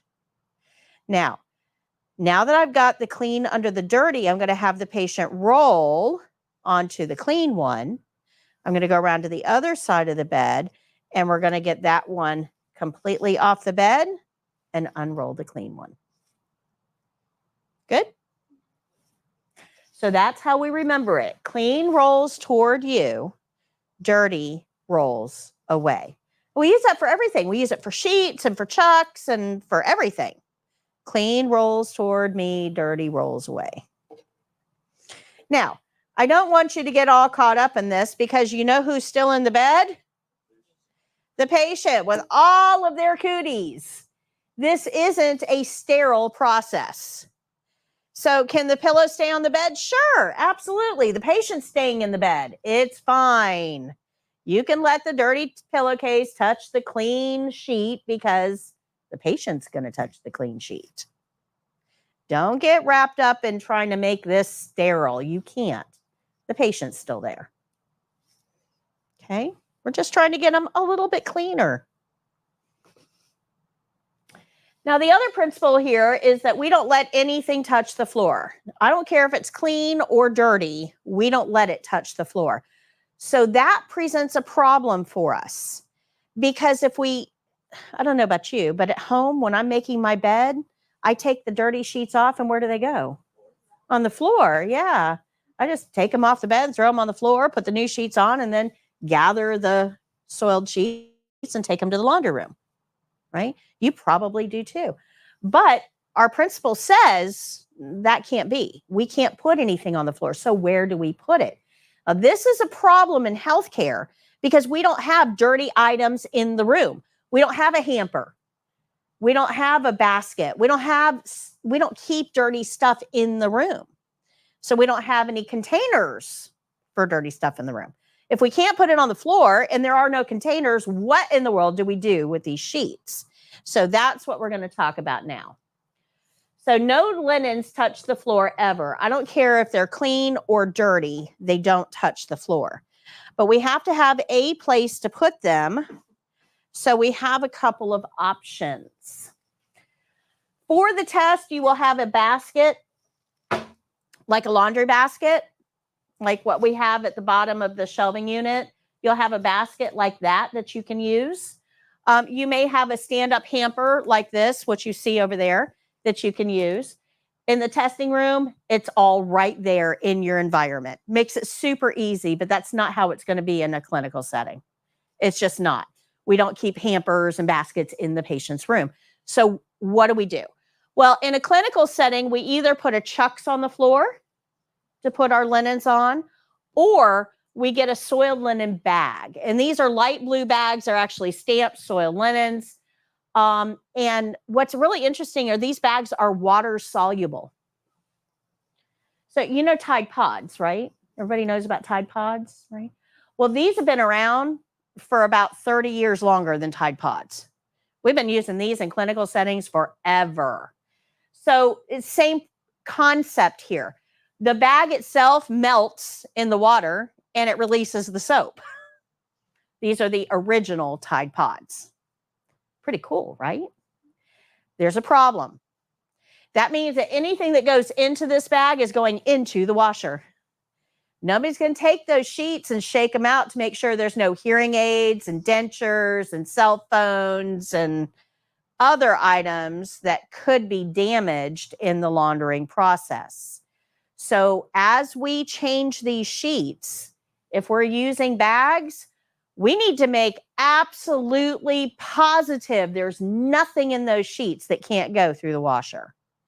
That is a CNA responsibility. But even if we're using one of those baskets or hampers, you still have to look to make sure there's nothing in the sheets before they go in the washer. Good?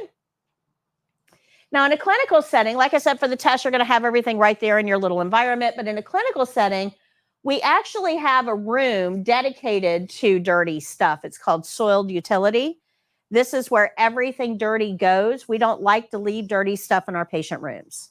We have a special room specifically for it. So all lunch trays that don't go on the cart, that get left behind, they're going to go in soiled utility. All soiled linen bags are going to go in soiled utility. Anything used in patient procedures, it has to be cleaned, is going to go into soiled utility. And soiled utility is going to have like a toilet thing. Sometimes it has something called a hopper. Now, a hopper looks like a toilet with no seat on it. It's like a big basin, has a little flushy thing, and we can use that to get out solid waste products from sheets and towels before they go in the linens.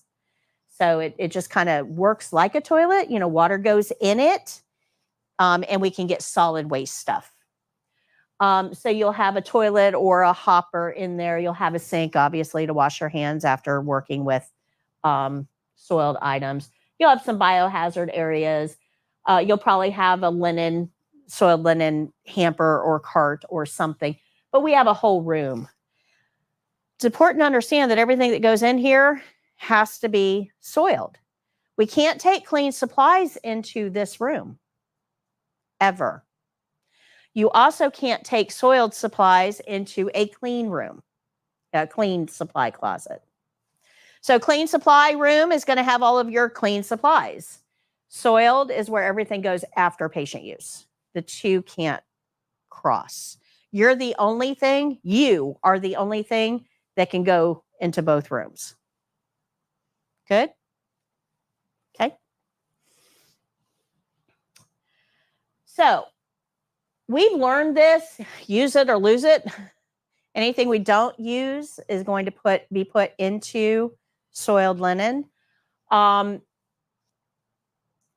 Be really careful about this for the test. Know your supplies. You have to know how many washcloths you need. You have to know how many sheets you need. If you accidentally take more than you need, you have to know what to do with them. So they always go into soiled utility. But for the test, if you're doing hand and nail care, we only needed 2 washcloths, 1 to wash, 1 to rinse. If you try to take 10, that evaluator is going to tell you don't need that many supplies because there's other people after you that have to test. And if you've taken all the supplies and now they're all in dirty linen, how are you going to do your skill? You don't have the supplies for it.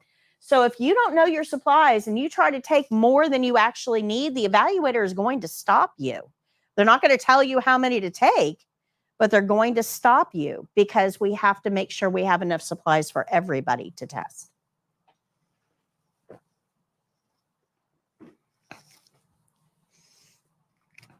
So let's learn this principle, scoot and roll. I do have a lesson on this. It is on page 120.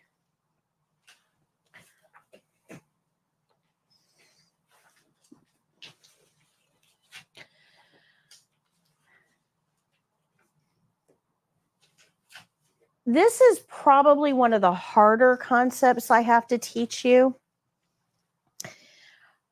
And I'm not going to spend a ton of time on it. I want you to read.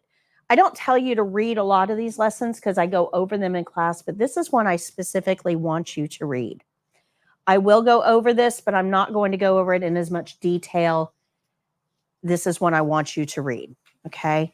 But this is our underlying principle here. You're not going to have side rails in all settings. And that's because side rails are a restraint. A restraint is something that is designed to keep people from moving freely. That's what a restraint is. Your seatbelt is a restraint, right? Keeps you from moving about freely. A locked door is a restraint. It keeps you from moving about freely. A crib that you put a baby into is a restraint. It keeps them from moving about freely. So a restraint is anything that keeps somebody from moving about as they wish to. And the thing is that restraints don't work. They just don't work the way you think that they should. In healthcare, we tend to, now we're really good in the car, right? We put our seatbelt on because we don't want to get a ticket. And if our car happens to flip end over end, we want to stay in it, not get ejected. So those seatbelts do work. But sometimes the seatbelts may not work the way you intend. Like if the bridge collapses and you end up going into the water, the seatbelt might be a problem. Okay, make sense? Okay, so even though things that might be used for good can have a negative side to it. And that's what we have to talk about here, is that side rails are considered a restraint because they're designed to keep somebody from moving about freely. And in healthcare, we tend to use them as a punishment or a deterrent. And that's a problem. It's actually a really big problem. So let's say, what's your name? Adam. So let's say, Adam, I decide I don't want you getting up out of that chair during my lecture because you're right in front of the camera. I don't want anybody to see you move around. It would be distracting, whatever. And I decide to go get a gait belt and tie you to that chair. Now, you didn't consent to that, did you? No, that was not on the consent form. I can promise you that. But if I make that decision, now it sounds like a good idea, right? I've got a camera. We don't want him distracting. It serves the greater good, whatever. I can justify it, can't I? But does that mean that that helps his experience? No.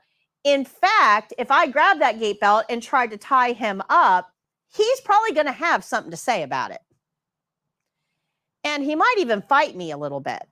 Because even though I'm in a position of authority in this classroom, it's still his body, isn't it?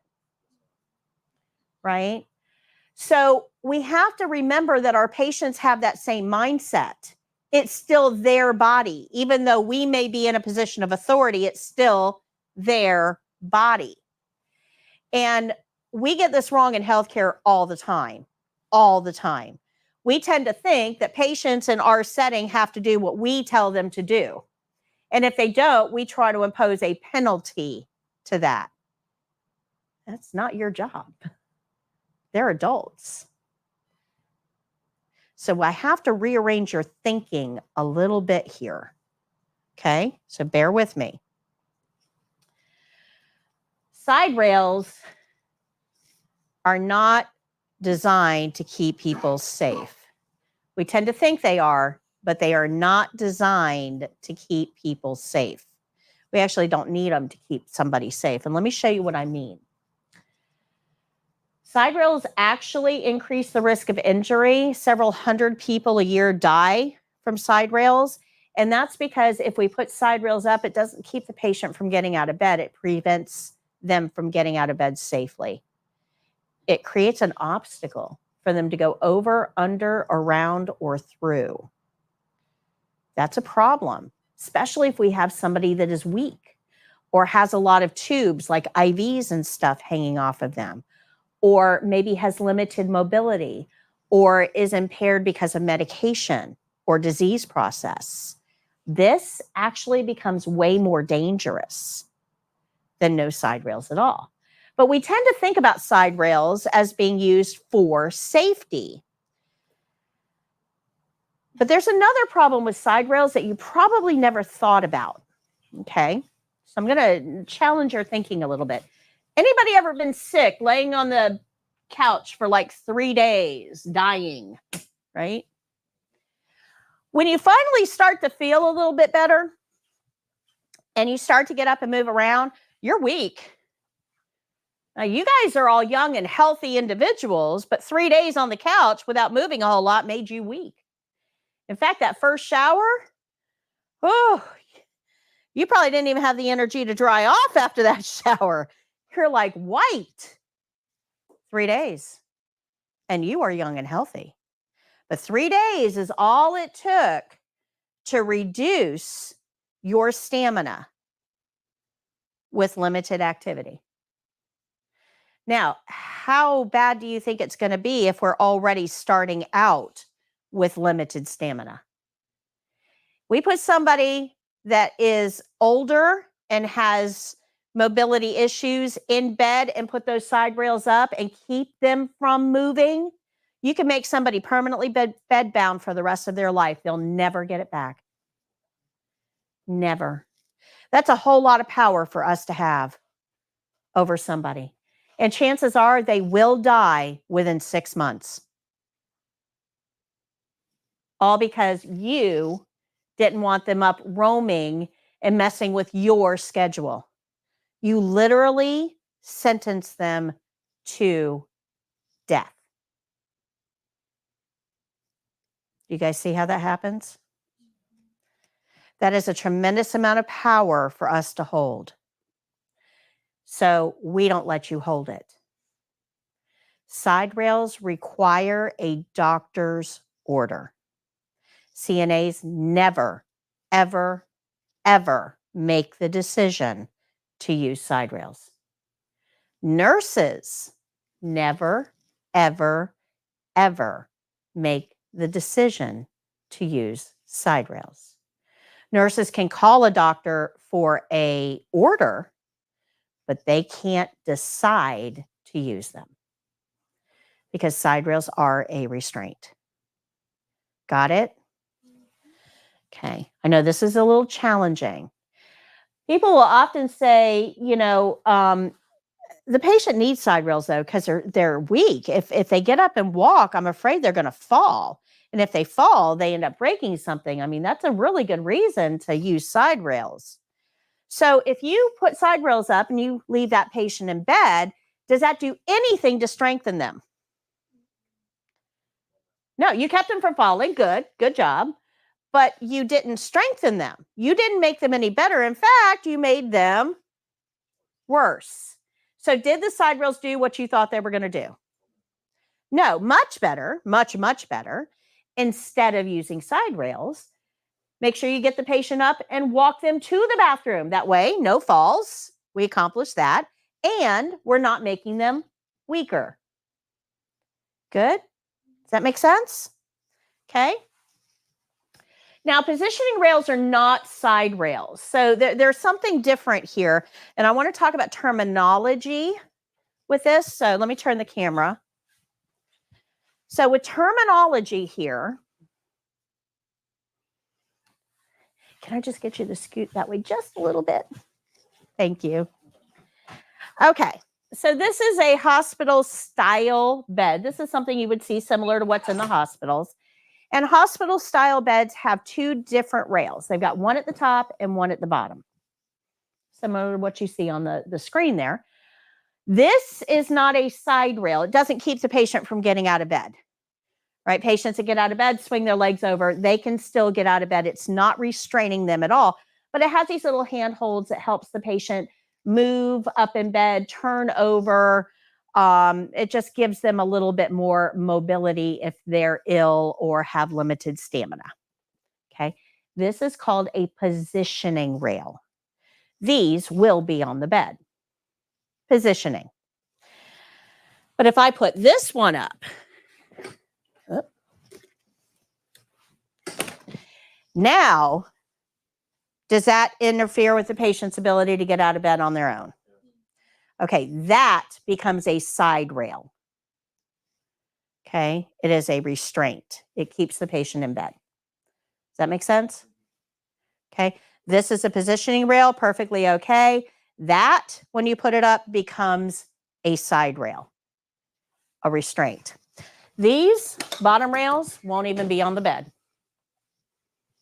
If we get an order for side rails, we have to call maintenance. They have to come put them on the bed. We can't even leave them on the bed because we don't trust you guys.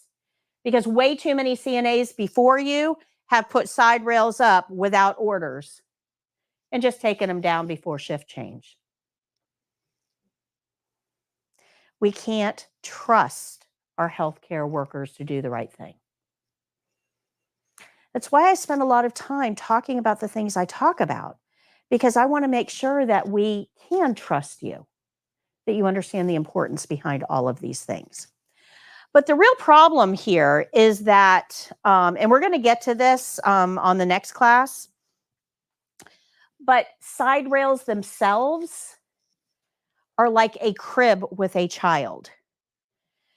A crib works fine as long as the baby isn't too mobile. Once the baby hits about a year and a half old, what do?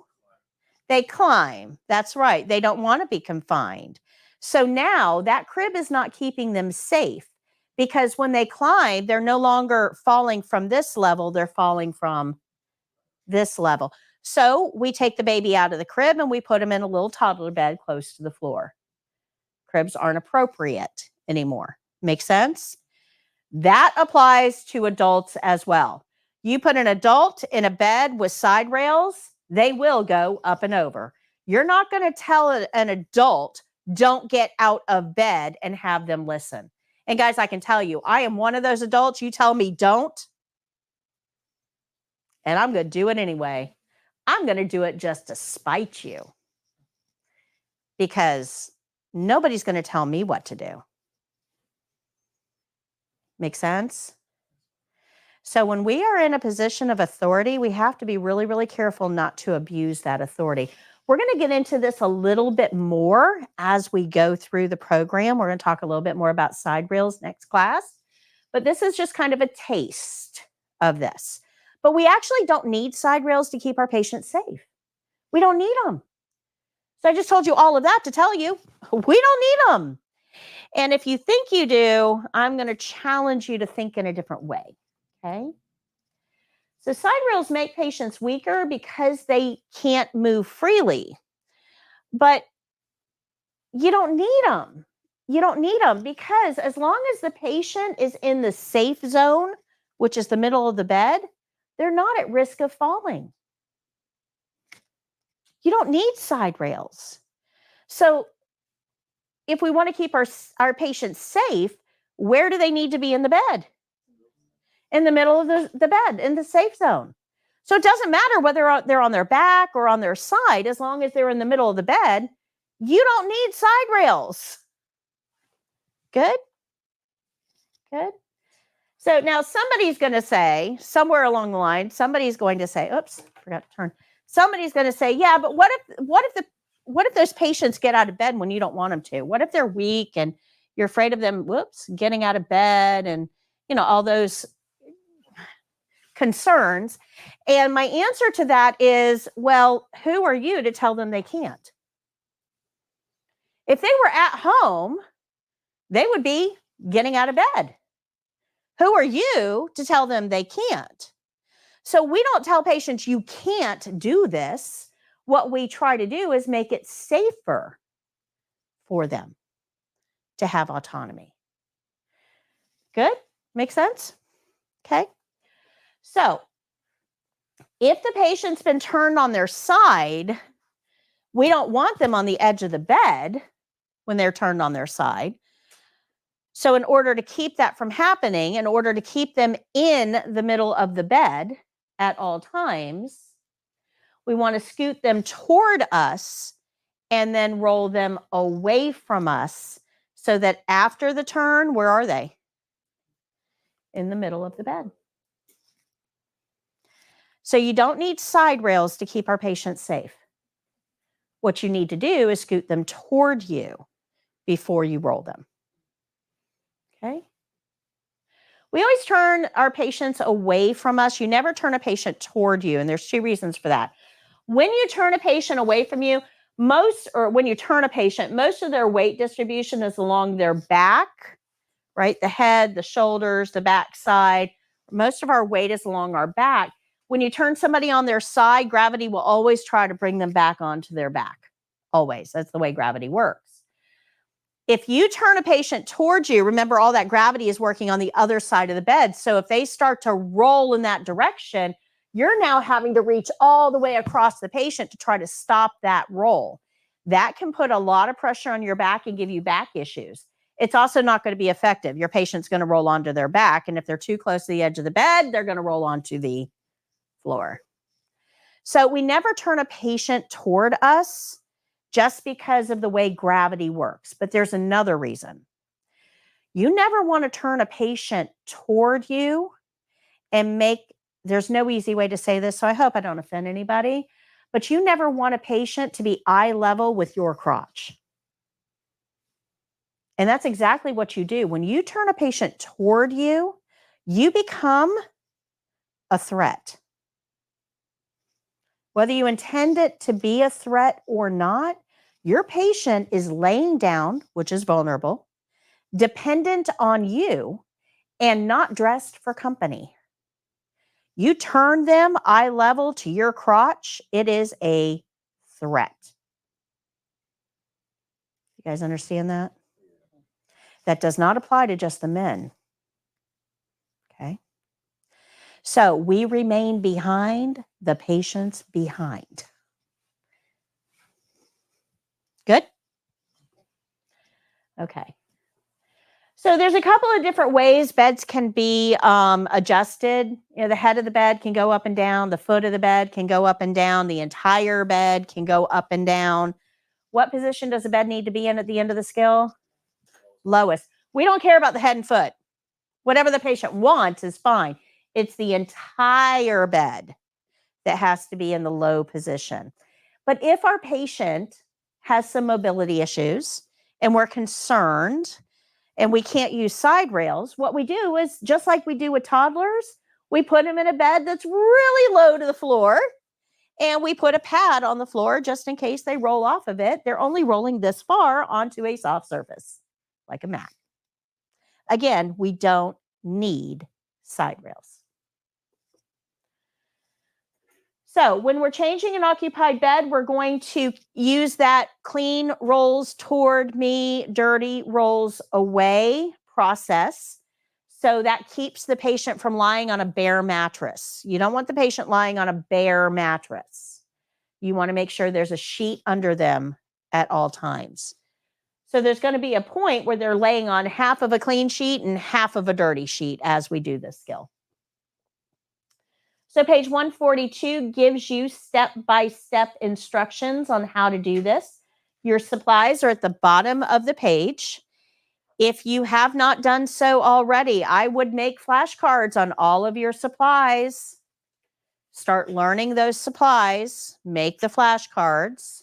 You can also purchase flashcards that are already made, but you definitely need to learn your supplies. Let's go back here for just 1 second. So our points here that we have to remember is we're going to keep our patient from lying on the bare mattress. We're going to replace the sheet on one side of the bed at a time. Clean rolls toward me, dirty rolls away. We'll remove that dirty bottom sheet and secure the sheet on the mattress corners. And we want to smooth out any wrinkles. Now, we're going to get to that a little bit more on Wednesday, why wrinkles need to be smoothed out. But the biggest thing I want you to remember is wrinkles contribute to bed sores. We're going to find out why on Wednesday, but wrinkles contribute to bed sores. You're not going to get the bed 100% wrinkle-free. There's a body in it. But we don't want it to look like a rat's nest. Get it as smooth as you can. We'll replace the top sheet and make some hospital corners. I'll show you how. We're going to loosen the sheet over the toes so that it's not pressing their feet down. They need some wiggle room there. We don't want to tuck the sheets all along the bed because that, again, restrains our patient. We don't want to restrain our patient. We want to replace the pillowcase. We're going to limit the time without the pillow. And you want the opening of the pillowcase to face away from the door. So if that's our door, our opening of the pillowcase should face that way. And the reason for that is a lot of people walking up and down that hallway, they're all breathing out germs. We don't want those germs on air currents to be able to float in, get inside the pillowcase, and we tend to drool when we sleep. So warm, dark, moist. So if the opening of the pillowcase is facing away from the door, there's less opportunity for pathogen growth. That was really important way back when we had TB. And TB is airborne. So when we were really battling TB, that was a very important principle. We don't have much tuberculosis anymore, although we do have some pockets of it in certain areas. So it's still a principle, not as important as it used to be, but you never know when the next pandemic is going to show up. So it's a good principle to keep up with. Okay, good. All right, so let's watch the video on this. I'm going to hope that the video plays. I've got a solution on Wednesday. We should be in better shape. I've got another computer I'm going to be using with a hard wire for the next class, but I don't have it set up now. That's what I was doing on break, is going over and checking the other computer out, see if it'll work. All right. So we'll do the best we can here. Hopefully the soundtrack will stay.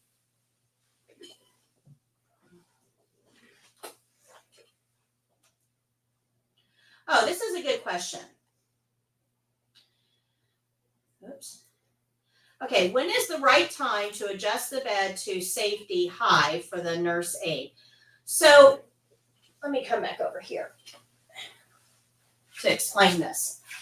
All right, so you do not have to raise the bed up to a comfortable working height for any skill for the test. It's not required. I'm short. It's not far for me to bend. I don't worry about it. Those of you that are a little bit taller, you might want to raise the bed up to make it more comfortable for you to change sheets. Certainly okay if you want to. But if you do, what do you have to remember? Lower it at the end of the scale. So be careful. That's a failing step if you forget. Okay? Be careful. Use with caution on the test. But if you do want to raise the bed up, it would be after your opening, after you've washed your hands, after you've gotten your supplies, and after you've put the privacy blanket on the patient.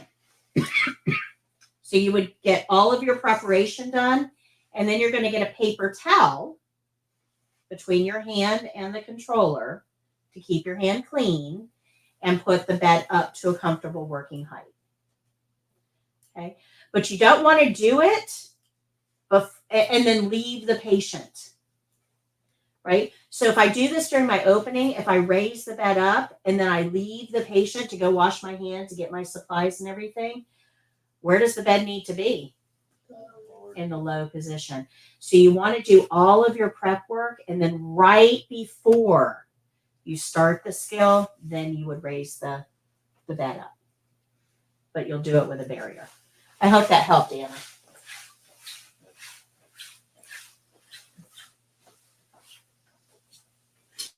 Okay.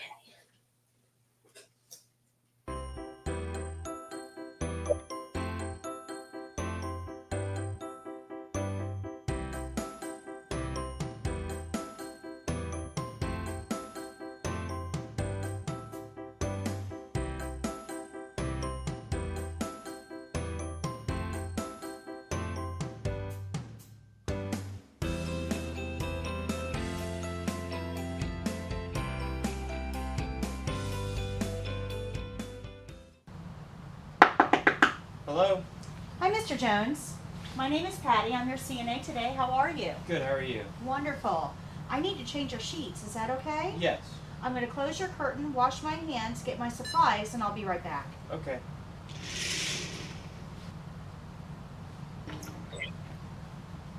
We'll start out with the barrier.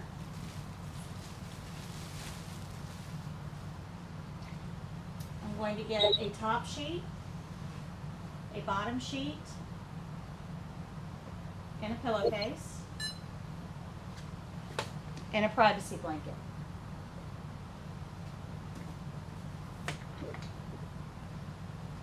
Okay, Mr. Jones, I'm going to place this blanket over you. This will help protect your privacy and keep you warm while we do this skill, okay? Okay. Okay, I'm going to spread this out. Can you hold that blanket in place? Yes. And I'm going to remove the sheet from the bed.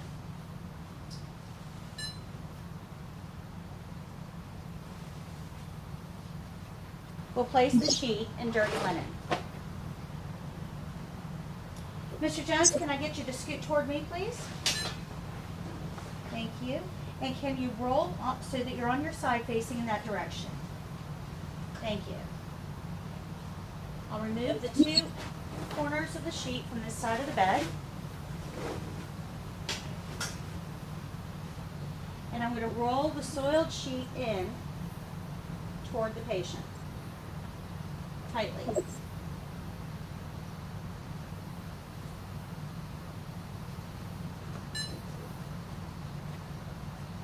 I'm going to tuck it up underneath the patient all along the length of his body.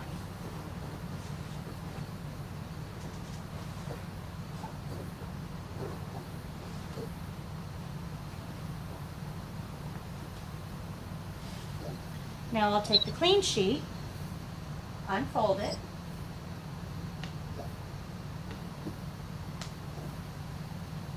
spread it out on the mattress, and attach the corners.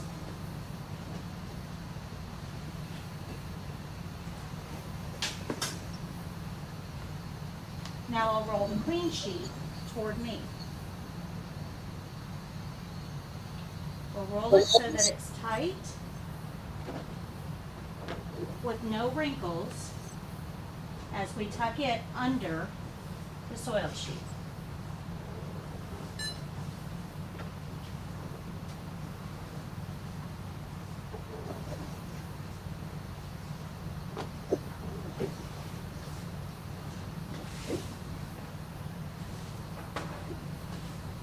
Okay, Mr. Jones, come on back onto your back, and I need you to scoot to the center of the bed, please. Thank you. Can you scoot toward me, please? And can you roll so that you're laying on your side facing away from me? Thank you. I'll now remove the sheet from the bed that was soiled, wrapping it into a ball.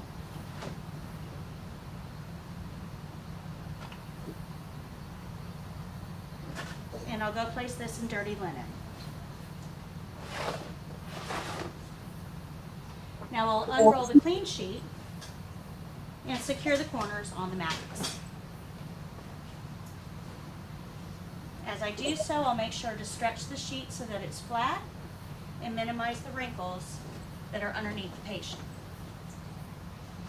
Okay, Mr. Jones, can you come back onto your back, please? And scoot to the middle. Thank you. I'm now going to place the top sheet over you.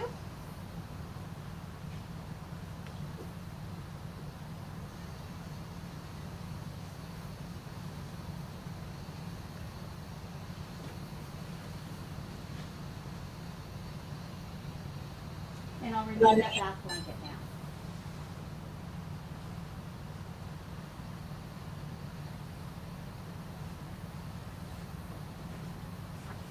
We'll roll it in a ball and place it in dirty linen.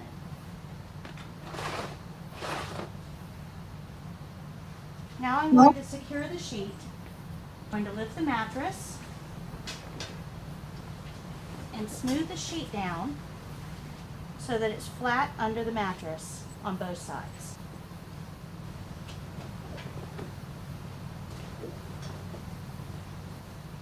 Now I'll make hospital corners by lifting the top edge of the sheet about a foot from the end of the mattress, straight up. It'll form a triangle. Everything else will get tucked underneath. I'll repeat that on this side.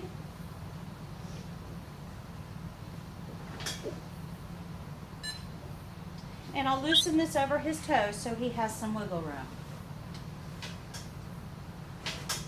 There, how's that, Mr. Jones? Perfect, thank you. Very good. I'm going to remove the pillow from under your head. I'll bring it right back. I'll remove the pillowcase, being careful not to allow it to touch my uniform, and lay the pillow on the overbed table. We'll place the pillowcase in dirty linen. I'll take the clean pillowcase and scrunch it up all the way to the edges. We'll put the tag side in, place the pillowcase on top of the tag side of the pillow, and pull the sides down. I'll now place the pillow under his head with the opening facing away from the door. How is that, Mr. Jones? Perfect, thank you. Are you comfortable? Yes, ma'am. Here's your call light. If you should need anything at all, please don't hesitate to call. Can I get you something like a magazine? No, thank you. Okay, I'm going to open your curtain and wash my hands. The barrier will be thrown away.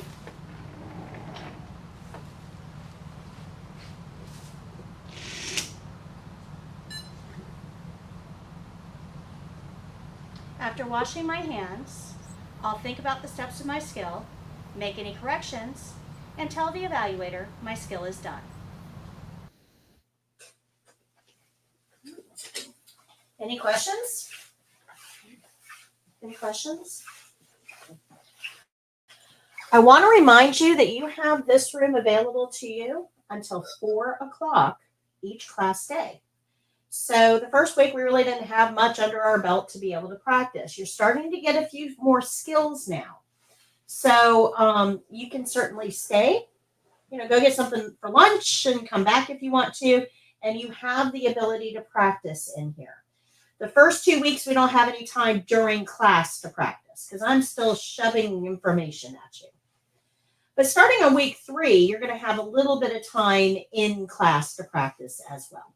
By the time we get to week 4, Monday, you've got about an hour, hour and a half to practice in class. Okay. So when you're watching these skills, I know some of you are thinking, I really need to do this stuff in order to learn. And you're right, you do. So we will have some time in class to practice, but remember you have this room available to you until 4. I always recommend practicing in groups of 3. One person should be doing the skill, the CNA. One person should be the patient. The third person should have their skills book and be reading the steps to make sure the CNA is doing all the steps properly. So you create your own evaluator using the skills book. Okay, so practice in groups of 3, which means you guys are probably going to have to coordinate and get together and form a Facebook group or exchange phone numbers or whatever in order to have people to practice with when you're in here. Okay. All right, now we're going to go on to page 78. This is quick and easy. This is range of motion, elbow, and wrist. There is nothing new to learn here. Not a thing. Nothing new to learn. We already learned range of motion. If you remember, range of motion was done by CNAs to retain function. So we're going to read the care plan. We're going to follow the care plan. And the care plan is going to tell us what body part, what exercises, and how many repetitions.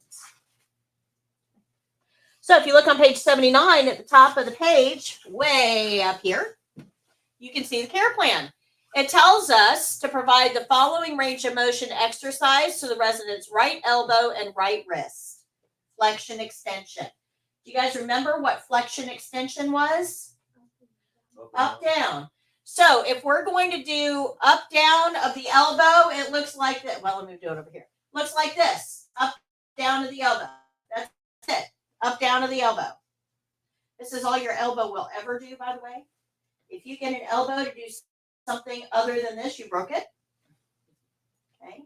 Elbow's a hinge joint. Only goes up and down.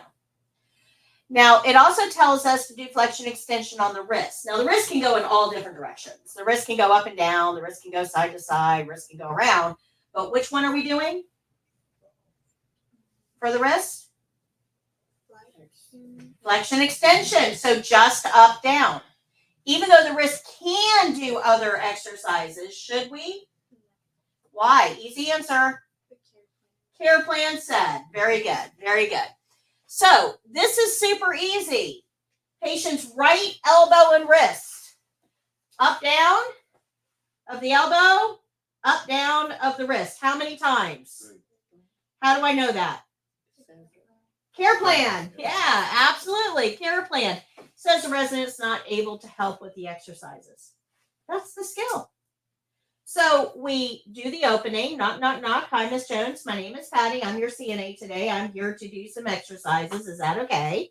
Close curtain, wash hands.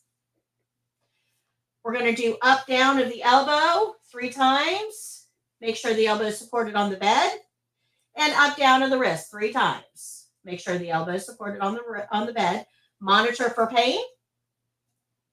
And then do our closing. Thank you very much, Miss Jones. Is there anything else I can get for you while I'm here? Are you comfortable? Make sure the bed is in the low position. Would you like a magazine before I leave? Here's your call light. If you need anything, let me know. Open the curtain, wash my hands, and my skill is done. So, care plan tells us which body part, which exercises, and the number of repetition. Remember, these are the exercises that as CNAs we can do, but we're always going to follow the care plan for this patient. We'll support the joints from below with a flat palm. We'll move slowly and smoothly, returning all the way to the start position. Ask about and monitor for pain and discomfort. We'll do our opening and our closing and evaluate if we need gloves. Now, if I've got somebody whose skin is totally intact, they're not leaking anything, I don't need gloves for this. But if I've got somebody that's got shingles on the arm I'm doing range of motion on, do I need gloves? Absolutely. Weeping rash. Okay, good. All right, let me get a volunteer. Somebody to come lay down in this bed for me.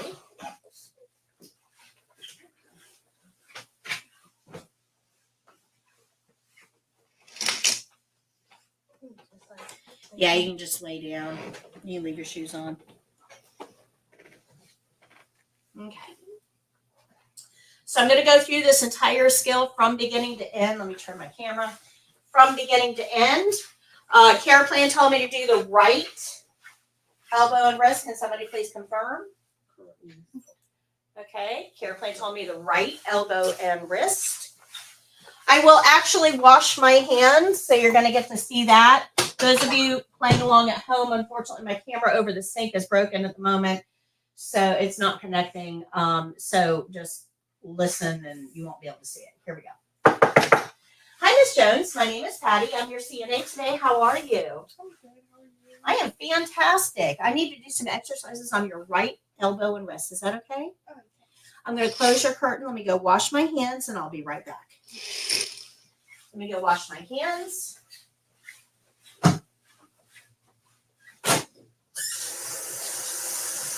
So I'm going to get my hands wet.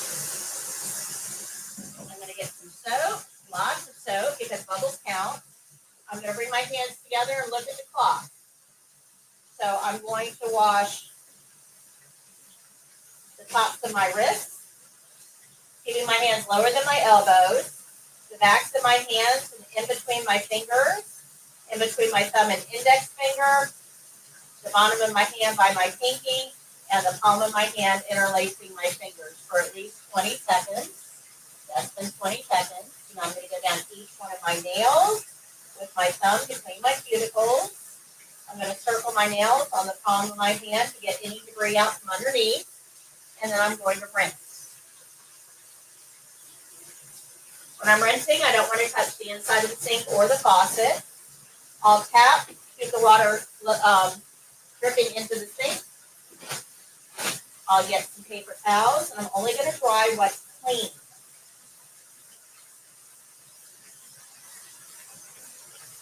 I'm going to throw these away. Get a clean dry paper towel to turn the faucet off. And we'll throw that away. All right, Miss Jones, I'm going to do all the work. All you have to do is let me know if there's any pain or discomfort, okay? First thing I'm going to do is bring your arm up and to your shoulder and back down like you're making a muscle. So we'll turn your hand palm up, and we're going to go up and all the way back down. That's one. Feel okay? Up, all the way down. That's two. One more. Up and all the way down. Notice I'm moving slowly and smoothly, keeping the arm supported. So now we're going to move on to the wrist. So I'm going to have you make a loose fist, and we're going to go up and down like you're revving a motorcycle. Okay? So forward and all the way back should feel a little stretch. One, forward and back. Feel okay? Two, and three. Good? Yeah. Are you comfortable? Yes. Is there anything else I can get for you while I'm here, like a magazine? No, thank you. Okay, call light is right there. If you need anything, just press the red button. My environment is clean. That is in low position. I'm going to open the curtain. Go wash my hands. After washing my hands, I'm going to read the care plan one more time, make sure that I comply with the care plan, and then tell the evaluator my skill is done. Thank you. Any questions on range of motion? All right. We are going to move on to a totally different, I just realized I didn't make this on, totally different skill. This is going to be blood pressure. Turn to page 56 in your book. And if you have your blood pressure kits, go ahead and get them out.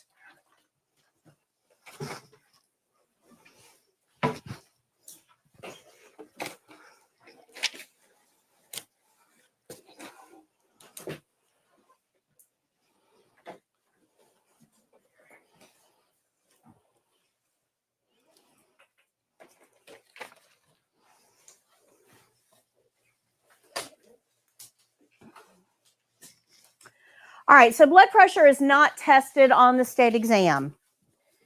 You will not be asked to perform a blood pressure during the test.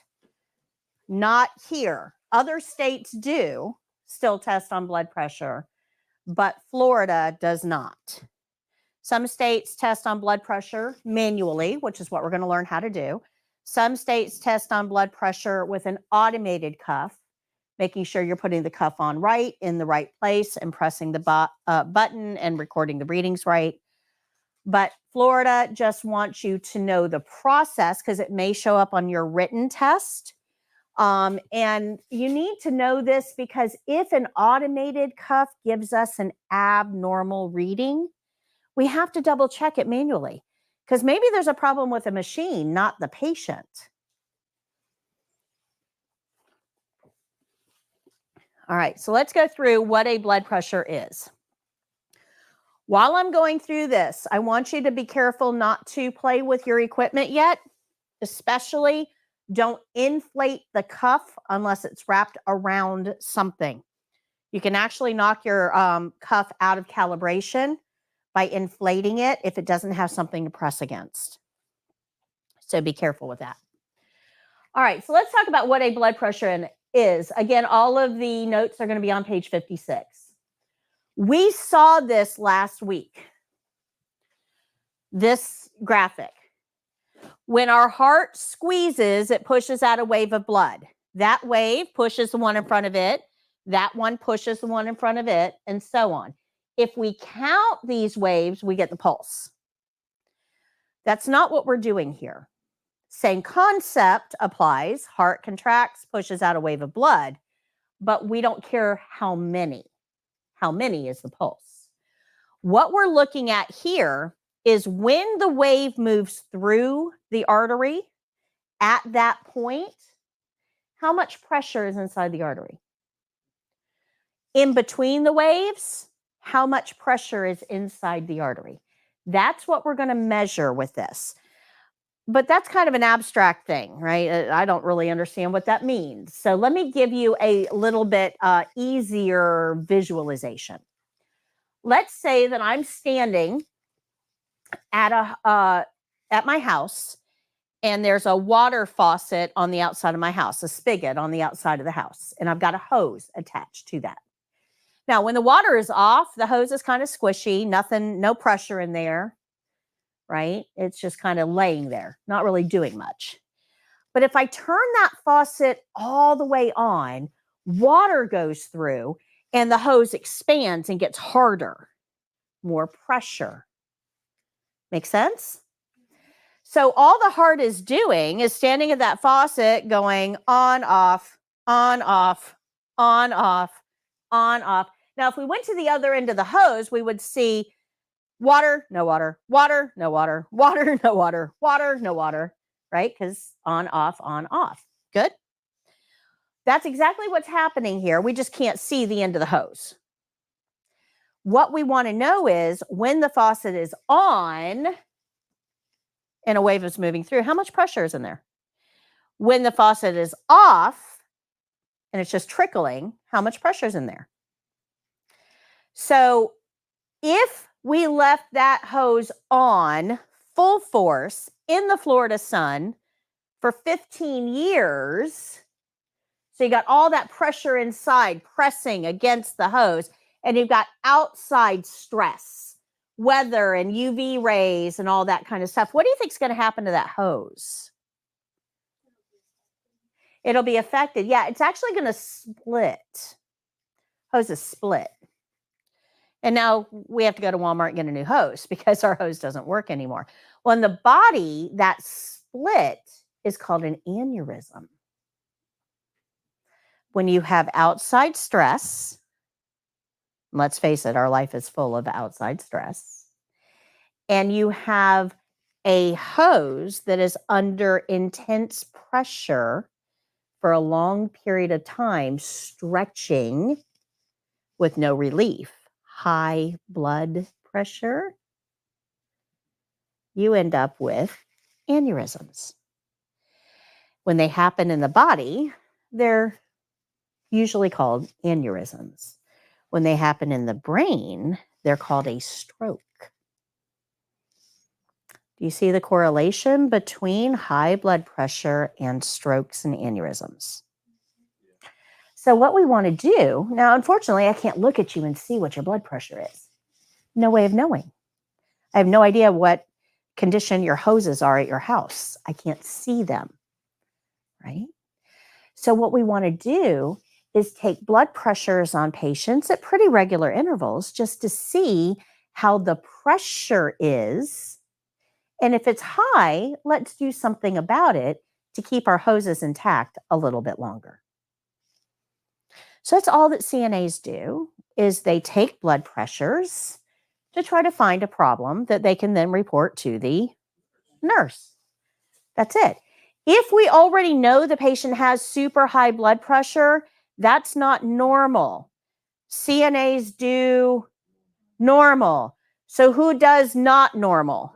Nurse. Not our problem. Not our problem.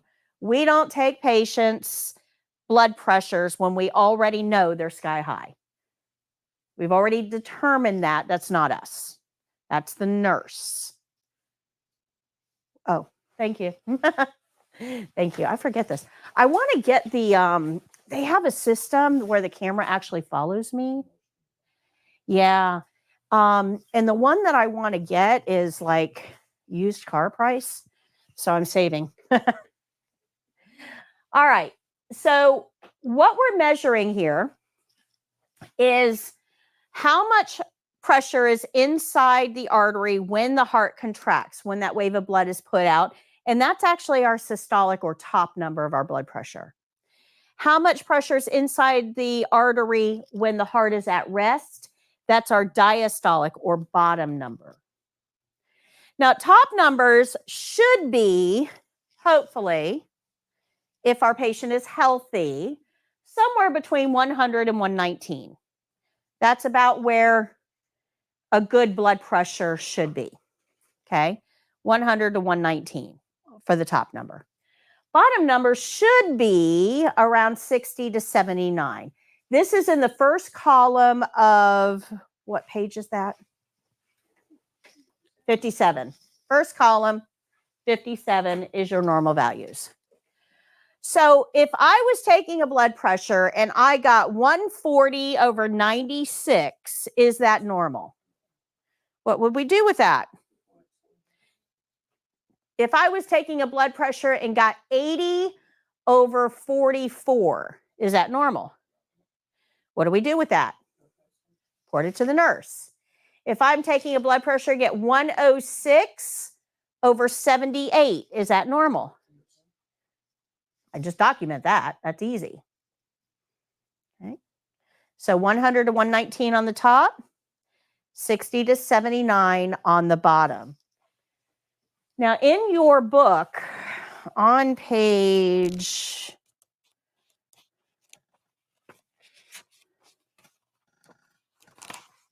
51 is an activity that you can do. I don't have a slide on this. An activity you can do to help you be able to quickly identify normals and abnormals. So it's just a little activity. In the online program, I have a whole activity on this. So if you really want to practice being able to identify normals and abnormals quickly, go to abnormal values in the online program, the online course. All right, so how do we get these numbers?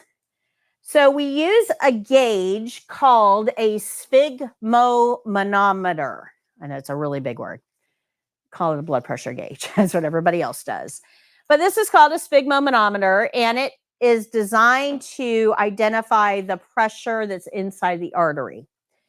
And it's kind of unique in the way it did that. I'd love to know how the guy that invented this came up with this, because it's actually brilliant.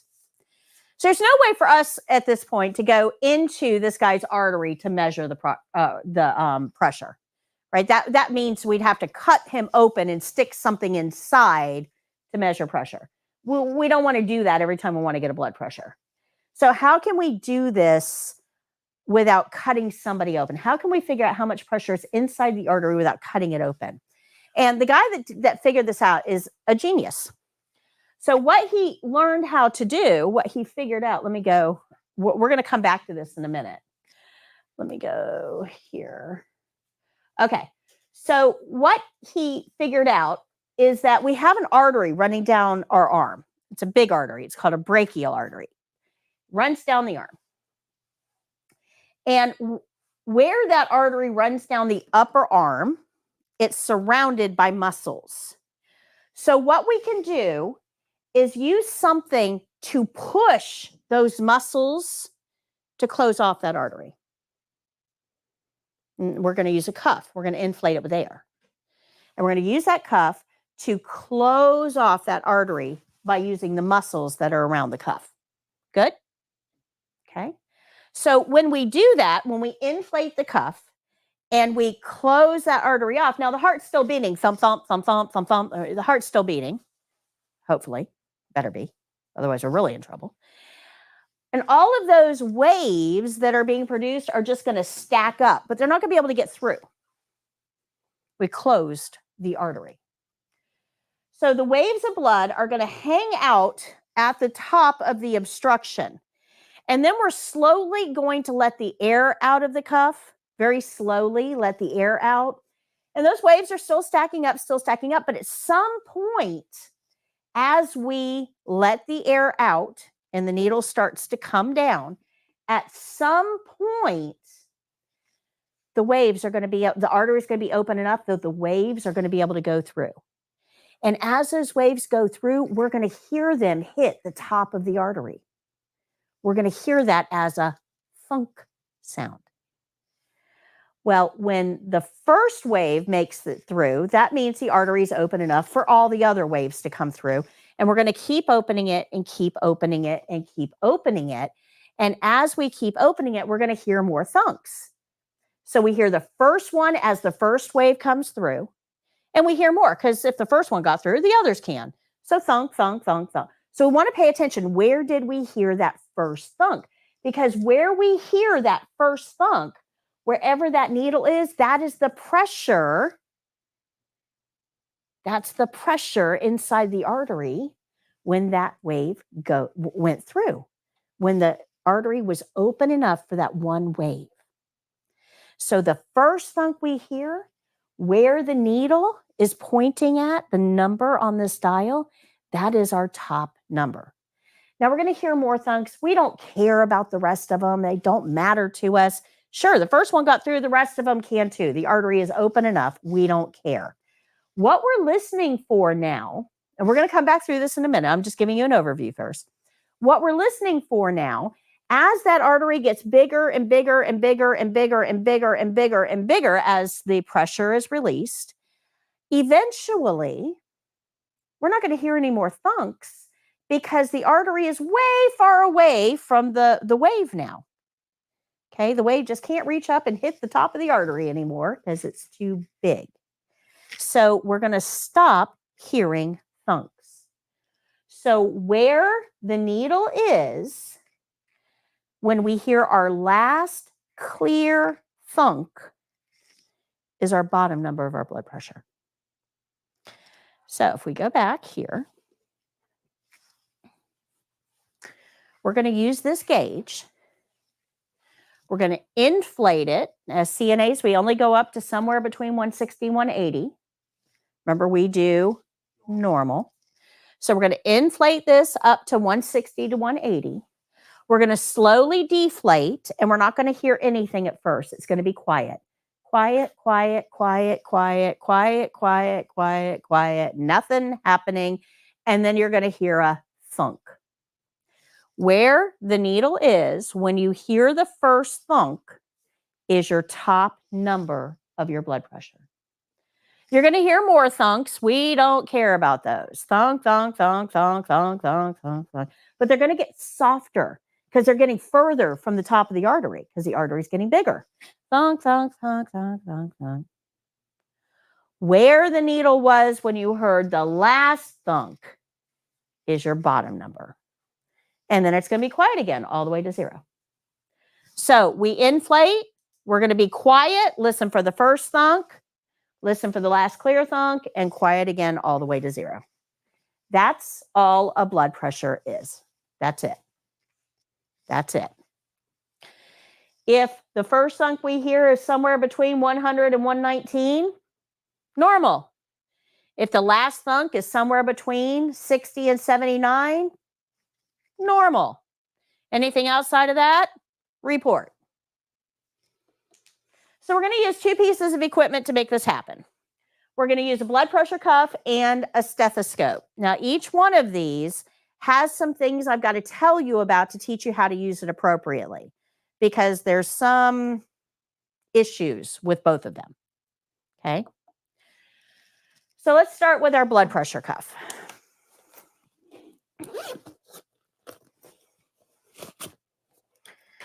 So these are one size fits most, not one size fits all. It's one size fits most. But it has a handy measuring guide right here on it. This little white stripe will let me know whether this cuff is going to work for my patient. If I have somebody that I think might be a little too small for this cuff, you know, somebody that has teeny tiny arms like you, come on up. If I'm not sure whether this cuff is going to fit my patient, come on, stand over here. I'm going to take this white stripe and I'm going to hold her arm out, palm up, and I'm going to put this white stripe about an inch above the foldy part of her elbow. So this is the foldy part of her elbow, so about an inch above, and I'm going to wrap it around. If it wraps more than halfway around her arm, it's too big for her. So this cuff is technically a little too big for her. We're still going to use it in practice, but a little too big for her. Go ahead and have a seat. Come on over. If I have somebody who's been lifting weights and has larger arms, and I'm concerned, come on over here, that this cuff might be a little too small, I'm going to use the same process. I'm going to have him put his arm out, palm up. I'm going to place this about an inch above the elbow. And if I can't see either corner, it's too small for my patient. So for him, I would need a slightly larger cuff. But we're still going to use this on practice. Thank you. Okay, so that's how we use this white stripe to determine whether this is going to fit our patient. Good. Now, those of you with home cuffs, they have a metal bar. You have a home cuff with a metal bar, you're not going to have a white stripe because that's not a, that's for your personal home use, not for professional use. So you wouldn't have a white stripe. Still okay to practice with. Marie asks, hi, Miss Patty, is the Florida CNA skill contained? No, Marie, blood pressure is not tested on Florida CNA skills test. So this part of the cuff, the bulb and valve assembly, this is how we're going to put air into and take air out of the cuff. When you hold this, it should be held in your dominant hand. So I'm right-handed. I'm going to hold this with my right hand. And you want to hold it so that the tubing faces up, not like this. Don't hold it like this. We're going to hold it like this. And you want to be able to reach that little silver dial with your thumb and index finger, and it should be facing you. Okay, it should be facing you. So if I'm holding this to be taking a blood pressure, this should be in my hand, and this dial right here should be in my fingers facing me. Righty-tighty, lefty-loosey. All right. We're going to get there one step at a time. So this dial is what's going to control the flow of air into our cuff. And remember, the air is what's going to squeeze the muscles to close off the artery. So righty-tighty, lefty-loosey. But we don't want to over-tighten it because we're about to loosen it. If you get it really, really tight, when you try to loosen it, you're going to have to go, ugh, and then the needle's going to go, woo, and you're not going to get your numbers. So just close it, don't tighten it. Okay. So once we close the dial, we're going to squeeze the bulb to force air into the cuff until the gauge reads between 160 and 180. And then we're going to slowly, and when I say slowly, I mean ever so slightly, open that dial. Ever so slightly. Hair motions. Tiny turns. And as we do, that needle's going to start, the needle's going to start coming down very slowly. But it's not a crock pot. We can't set it and forget it. As that needle starts to move down, it's going to slow down and then stop. So you got to open a little more and open a little more and open a little more and open a little more until that needle gets all the way to zero. It's not a hands-off event. You've got to continuously open that dial little by little. Okay? That takes a little practice. So when we put the cuff on the arm, you want to make sure you're above the elbow by at least an inch or two above the elbow. We're going to inflate the cuff until it gets to 160 to 180. We're going to deflate the cuff. Oops, nope, that didn't go. We're going to deflate the cuff very slowly. And as we deflate the cuff, the pressure on the arm decreases and those waves start to move through. Tiny movements. As those waves start to move through, we're going to use our stethoscope to listen for that wave of blood hitting the top of the artery. It's a small sound. Tick, tick, tick. Might sound thunk, thunk, thunk. Everybody sounds a little bit different. As we listen to those, we're going to pay attention to where we hear the first thunk. We're going to hear more. We don't care about the more. Then we're going to listen to where we hear the last thunk. First thunk is our top number. The last thunk is our bottom number. And that's what we record. Okay. Good. Not too bad, right? But don't get stuck here because this is a tourniquet. Remember, it's closing off the artery. If you don't deflate that cuff all the way to 0, you're still putting pressure on that arm, and that arm will reach out and slap you eventually because it wants blood. So once you've deflated to 0, you can remove the cuff and the stethoscope and then record your readings. So where we hear the first thunk is our top number. Where we hear the last thunk is our bottom number. Good. Did I lose anybody yet? Okay, so now we need to learn how to read the dial. We need to learn how to read the numbers on the dial. So when you're looking at your dial, the large lines are 10s. So 20s are already marked. So we have 20, 40, 60, 80, 100, and so on. The large lines in between are your 10s. So this is 20, there's 30. Even though it doesn't say 30, that's my line for 30, 40, 50, 60, 70, 80, 90, and so on. The little teeny tiny lines are 2s. 2s. So if this is my line for 140, I know that because it's marked.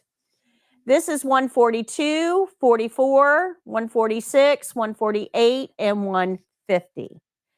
Notice there are no lines for 1s. You cannot point to a line for 147 on this dial. It's not there. So when you're reporting blood pressures, you should report in even numbers.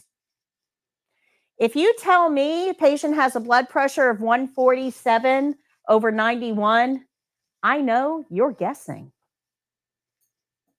You really don't have a clue. You're guessing. It's in the ballpark. I need something more than ballpark to make decisions on. So if you give me an odd number, I'm going to have to go back and recheck it. Now, machines can give us odd numbers.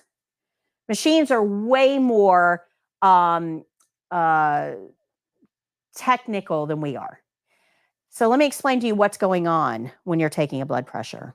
This is why we can't be that technical, okay? So first, I have a bulb and valve assembly in my hand that I'm squeezing and I'm working the dial. That takes a lot of my brain power to do that.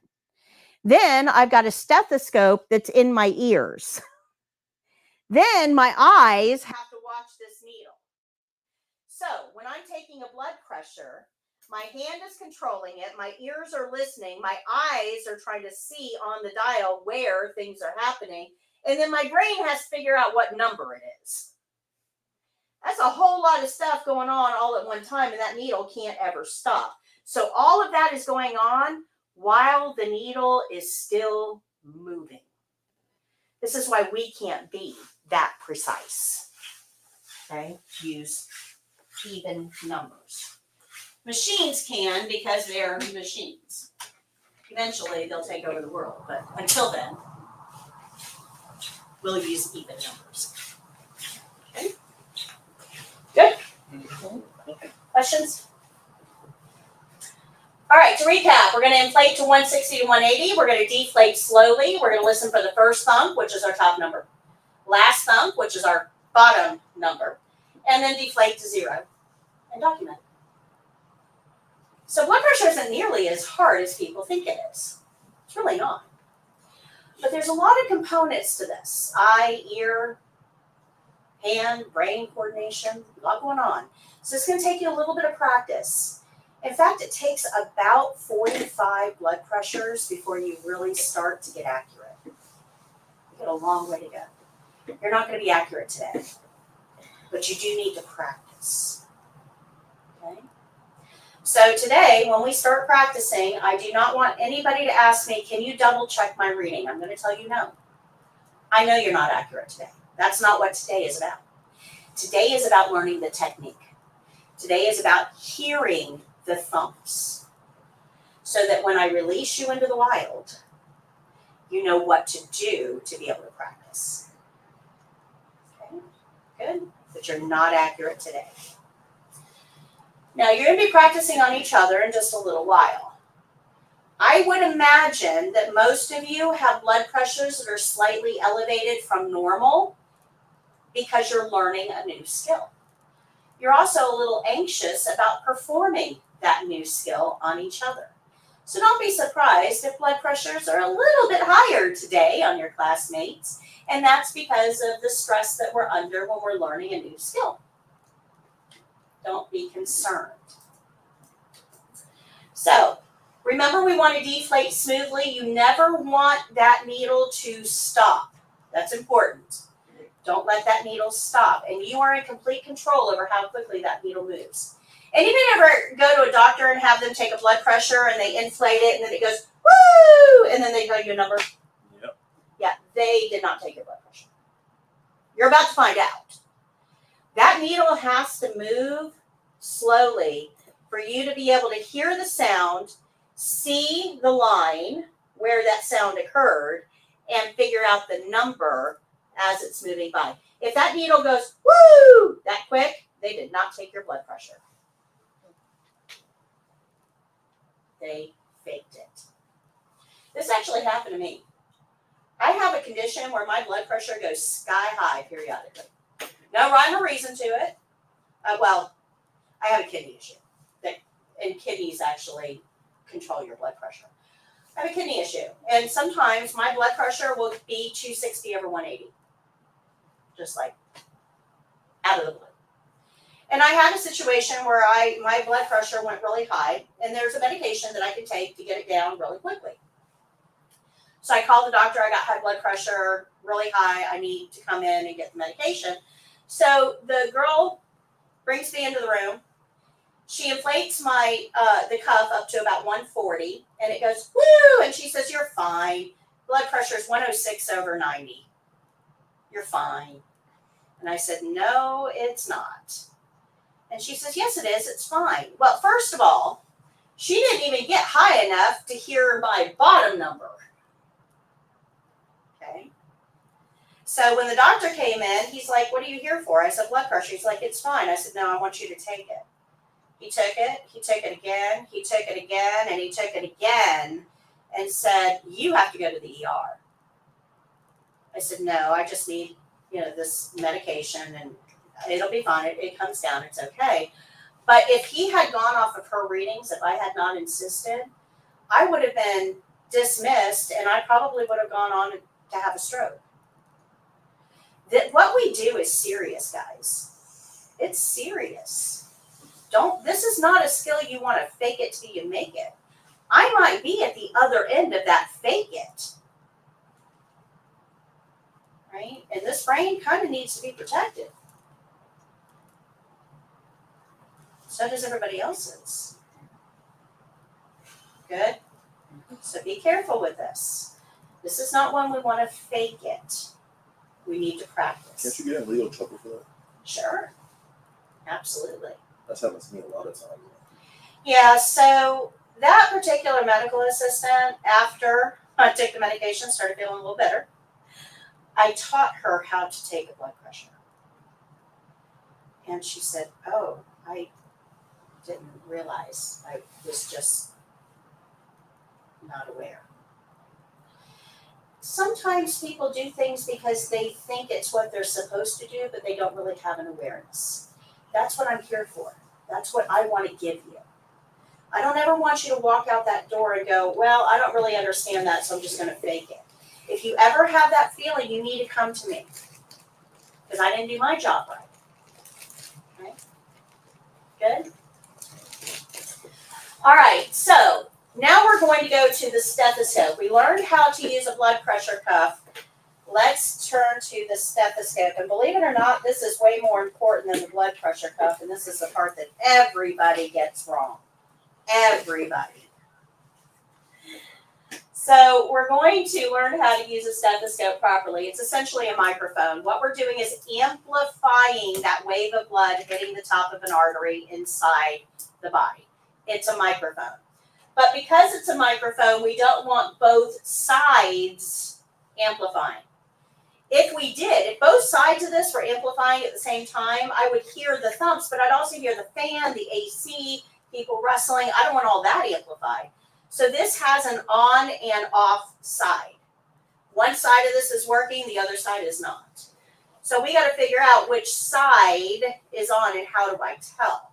Now yours is not a double-sided and yours isn't either. Everybody else's is. So if you notice, I have a flat side here and I have a curved side here. Sometimes you have two flat sides, that's fine too. But this is a diaphragm and this is a bell.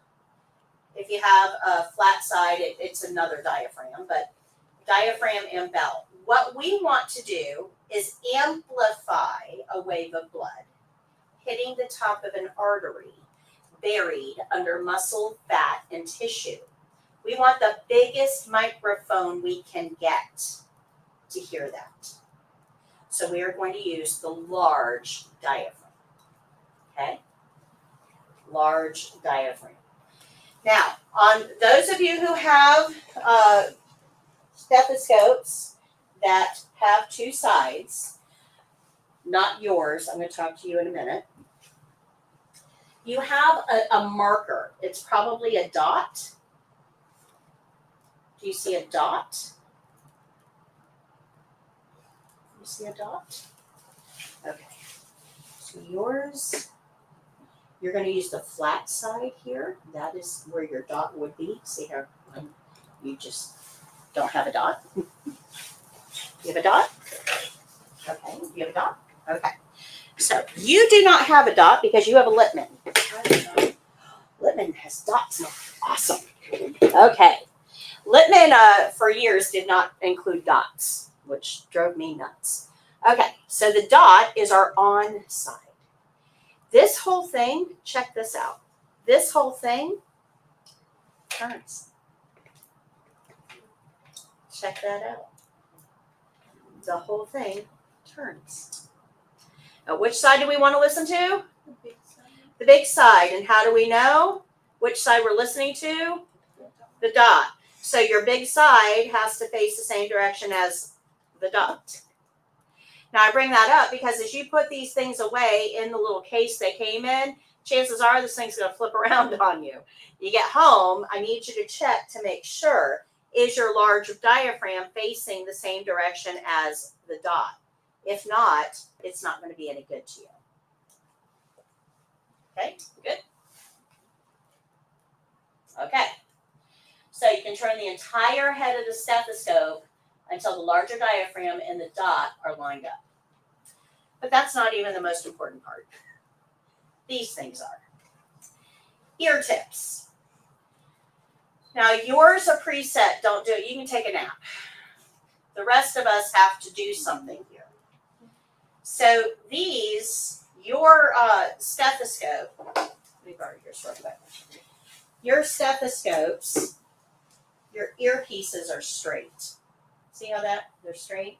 Mm-hmm. We don't want straight. Our ear canals are not straight. Our ear canals are actually curved slightly forward. So you see how that has been changed? It is no longer straight. It's curved slightly forward. So what we're going to do, let me see yours real quick.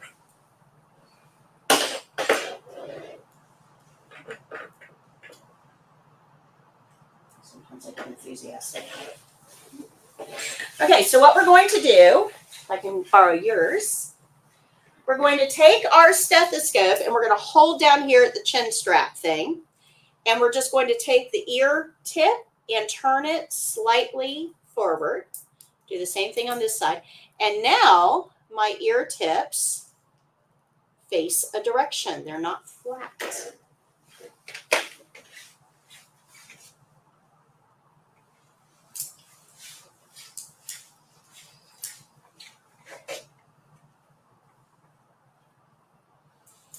Okay, there is a right and wrong way to put these things in.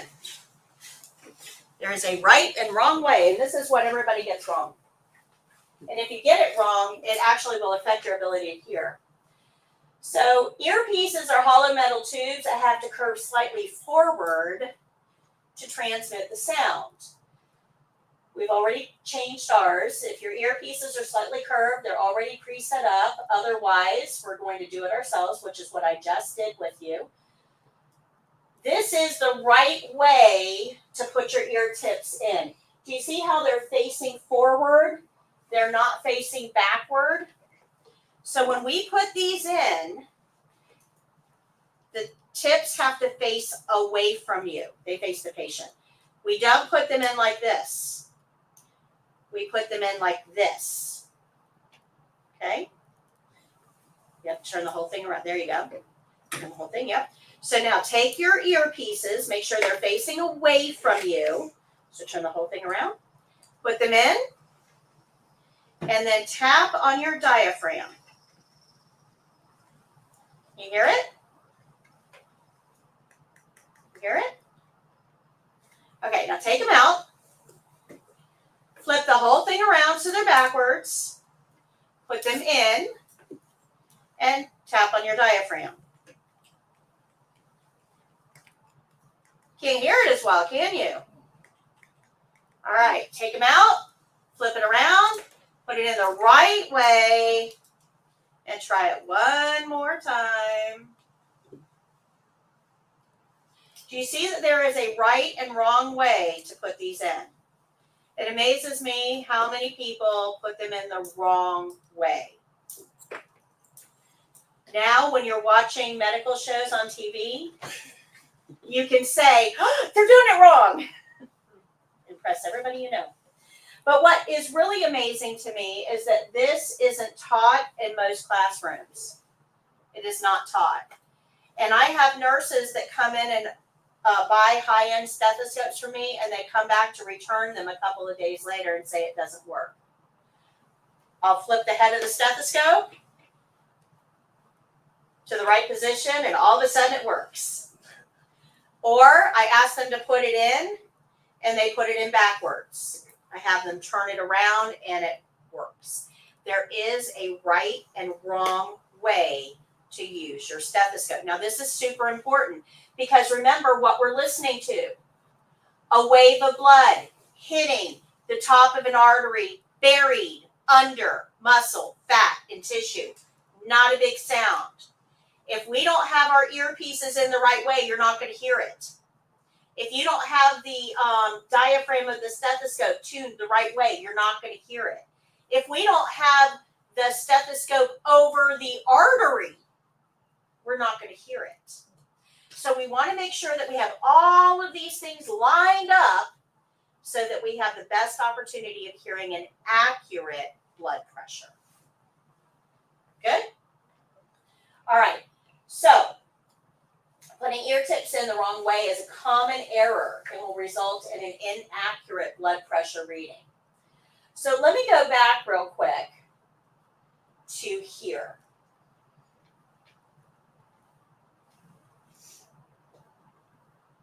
All right, so if we are trying to listen to a wave of blood hitting the top of an artery, right? A wave of blood hitting the top of an artery. That's what we're listening for. We need to make sure our stethoscope is where? Over the artery. Absolutely. Absolutely. And the artery is not where you think it is. So if I ask you where your brachial artery is, almost everyone will point to the middle of their elbow. That is actually not where your artery is. It's where your vein is. Veins and arteries are two different things. That is not an artery. So let's find the artery so we know where it's at. We're going to use two fingers, fingertips, and not our thumb. So your brachial artery is at the bendy part of your elbow, just like up here it was at the bendy part of the wrist. You guys remember that? Yes. Now we're at the bendy part of the elbow. And it's not on the thumb side this time. It's going to be on the pinky side this time. So if you're on the pinky side at the bendy part of the elbow, put two fingers there. Where does our thumb go? On the back. See if you can feel your thumbs. Now, to do this, you got to get your arms straight. So that elbow has to be popped out. That brings the artery up to the top. So see if you can feel your thumbs. Anybody having trouble feeling your thumbs? Anybody dead? I can practice CPR. You good? Got it? Yeah. Got it? Got it? Got it? Okay. Did you get it? Yeah. So you're up too high. We want to be at the bendy part of the elbow. We're going to use our fingertips.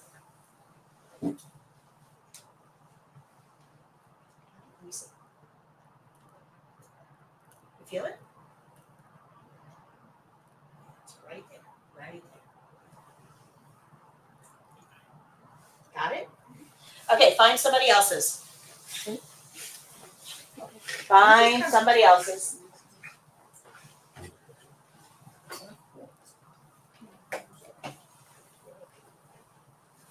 Yeah, it's super easy. Now remember that elbow has to be straight. If that elbow is sagging, that artery is sagging.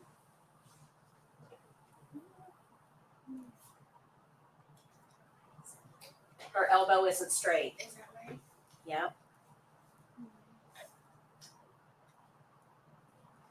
I think I agree. Yeah. Come a little closer to her pinky side.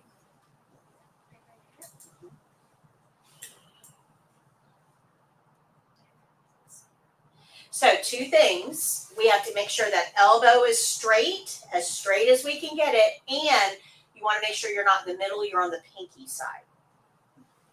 So if you've ever had your blood pressure taken before, and they put the stethoscope right in the middle, and they went all the way up and woo, all the way down and gave you some numbers, they weren't in the right place, and they went too fast to actually see and put together all of the readings. So were they accurate? Nope. They never even use like a stethoscope. They Yeah, just I put the didn't know thing that was around. actually a thing. Yeah. They don't use proper technique. Yeah, I've never seen that. They have a little machine to do everything, so that's why. Yeah, and we're going to use machines in a lot of settings. Like I said, machines are going to take over the world eventually. But if our machine gives us an abnormal reading, we have to be able to double check it manually. Okay? Because it could be a machine problem, not a patient problem. And I don't want to treat the patient when it's the machine that's malfunctioning. Okay? So to recap, we're going to inflate up to somewhere between 160 and 180. We're going to deflate slowly and smoothly. Don't let your needle stop. Make sure your stethoscope is over the artery. So we want to find that artery before we put our stethoscope there. We're going to deflate. We're going to listen for our first thump. Wherever the needle is, when you hear the first thump, that's your top number. We're going to hear more thumps, don't care. We're going to listen for the last clear thump. That's our bottom number. And then we're going to deflate all the way to 0 before we take our stethoscope off and our ear tips out. Okay, good. So what if you have your first thump, but what if you like lose the second thump? Do you just redo it again? Yep, you can take a blood pressure more than once. But the rule of thumb is twice on one arm and then move to the other arm. And then if you can't find it then, go to another patient. Just let the nurse know, hey, I can't get that blood pressure. Somebody else is going to need to get it. Because there are some that are a little bit more challenging to get. Sure, absolutely. There's no judgment there. I'm getting older. My ears don't work as well as they used to. So if I have a blood pressure I'm struggling to get, I'll have somebody else double check it. Hey, I think I'm hearing this, but I'm not sure. Can somebody double check that reading for me? Somebody with younger ears may have more sensitivity and pick up something that I can't hear. Okay. So should this be an ego thing? No, this should be a patient thing. Good? Questions? All right, so go to page 57 real quick.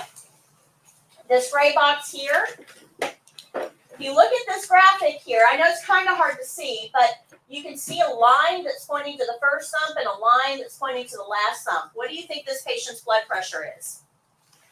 Not normal. We'll get there.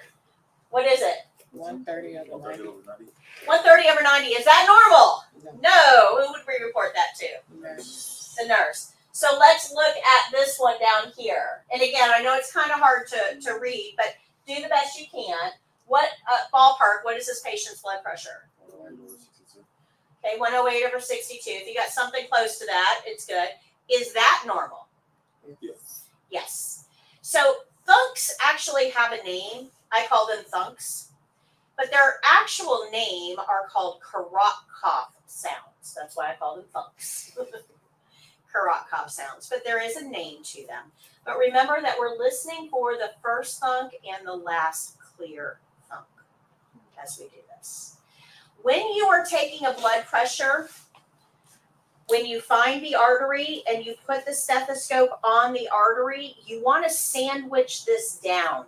You don't want any air to get between this diaphragm and the patient. So when you put this on, you want to sandwich it in really, really good. So no air because air brings sound. You want to block out all air, okay? So don't do something like this. This is not going to help you. You want to really get a good seal between. You also don't want to shove this underneath the cuff. Now, the reason for that cuff should be at least an inch above the fold of the elbow. You don't want it down here. If you put this, which is a microphone, underneath the cuff, as you inflate the cuff, it puts pressure on it, right? So if I've got a microphone right here, these people can hear me just fine. What happens if I cover that microphone? Yeah, it muffles it or flattens the sound. It deadens the sound so it's not as sharp and crisp. When you put your microphone under the cuff, you're flattening that sound. You're not going to pick it up as well. So again, that goes toward accuracy. Good? Good? All right. So we are going to practice now taking a blood pressure, but first we're going to practice inflating and deflating our cuff. So I want you to wrap your cuff. I'll let you practice on mine. I want you to wrap your cuff around whatever object you have. Does that have a handle on it? All right, let me get you a can. So you're going to wrap your cuff around. And I want you to practice once or twice inflating and deflating to make sure that, hold on one second, I got pictures. To make sure that you have the mechanics of it. Your gauge, by the way, this thing, the gauge, if you press down on the back, the clip, the top opens, slide that up the fabric tab on your cuff. Let me show you. So we're going to press down to open the top and slide it up.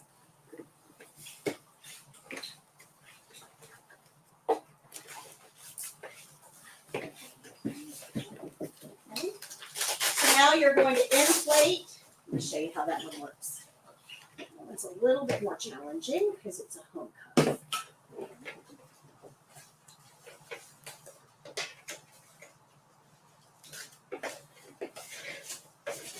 So this is going to go there. It's probably not going to fit all that well. Okay, so enough to grab. This would go on here, but you're not going to be able to see it, so leave it down for now. So practice inflating and deflating your cuff using that silver dial. That is on the right way, but we want it a little bit tighter than that. Just there we go. So you're going to close this off. We're going to squeeze to inflate. We're going to open the dial with our thumb and index finger just a little bit. So that needle comes down. That's about the rate that we want. Looks like a second hand going in reverse. Deflate all the way to 0. But we can't hear like anything. You're not going to hear anything right now. We're just working on mechanics. Does it matter if it's? It's okay. Yeah. We're working on mechanics. So we want to inflate the cuff and deflate the cuff. So when you're doing this, you want to hold it that way. We're going to turn. You're going to hold that with your thumb and index finger. You're going to turn it to the right to close it off. Close it off. Squeeze. Get it up to 160 to 180. And then open it ever so slightly to the left. Other way.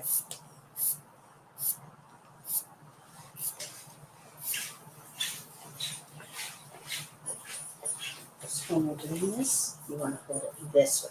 Right? There you go. And Hold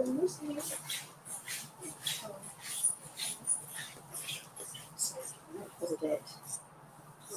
Yeah. Okay, give it a try or two, and then when you have the mechanics down, I want you to take a blood pressure on a classmate. And then let them take yours. You've got about 7 minutes before class is over. I know, it goes fast, doesn't it? You're learning.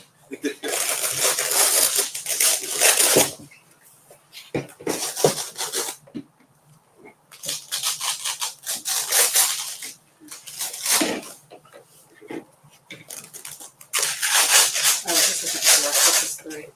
I need class 3.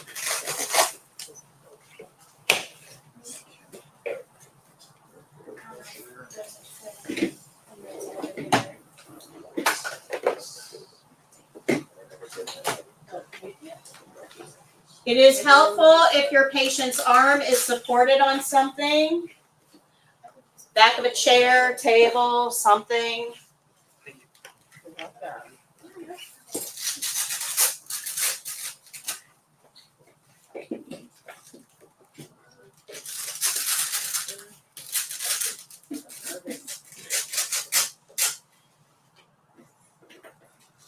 You might want to turn that just a little bit so you can see the gauge.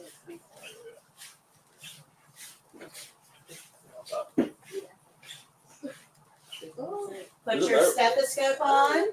Oh, yeah. You're Do the tubes have to be a certain way? good. Up top or bottom? No, hanging down the bottom, yes, but it doesn't, there is another component to this, but don't worry about that right now. Use your stethoscope. You want to put the diaphragm here.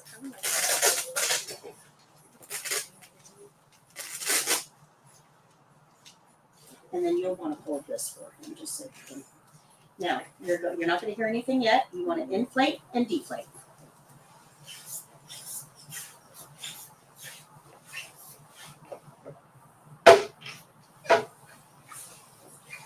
Inflate and deflate. You should be listening. You should be listening.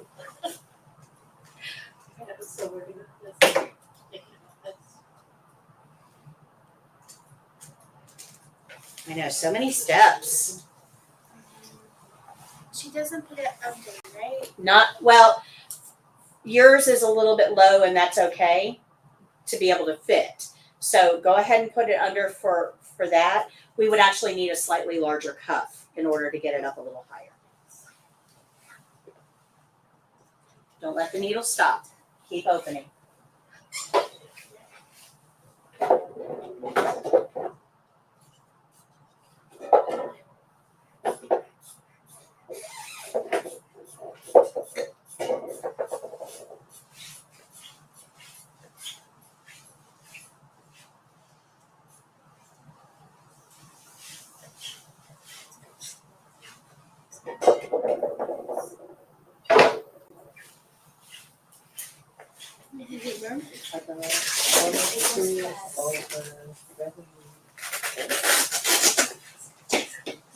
You need to hold this. You can't just let it go.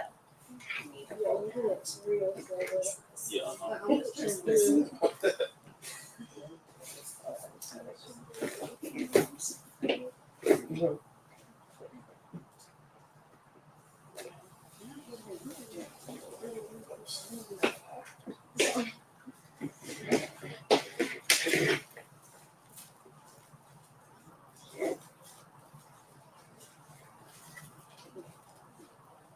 Did you hear where the thump started? Did you hear where the thump stopped? Okay, so take your stethoscope out, and part of the problem is you have it in wrong. Yeah. So, yeah, and then we need to work him in as well. Okay, there we go.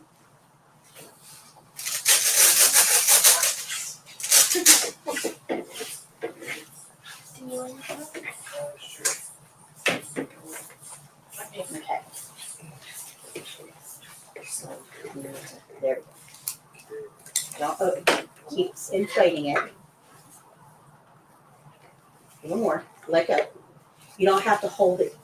You don't have to hold it. So you want your stethoscope here.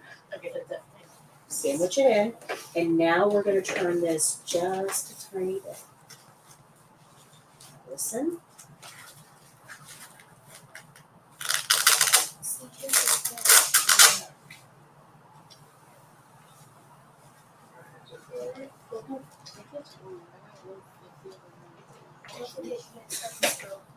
Yeah. Let me try again. I think I have that stethoscope. Did you hear it? Did you hear I thumbs? think it's the thumbs, but I might be hearing a heartbeat. I'm like, That's what it's going to sound like. okay. Yep. So I think it was one. I think it's like 124. I'm gonna say, and then 62. Okay. All right. Remember, you're not accurate today.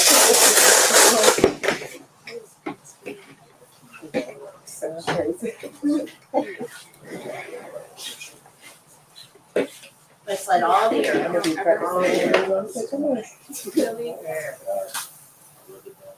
And then let's bring this up just a little bit. I've been ready.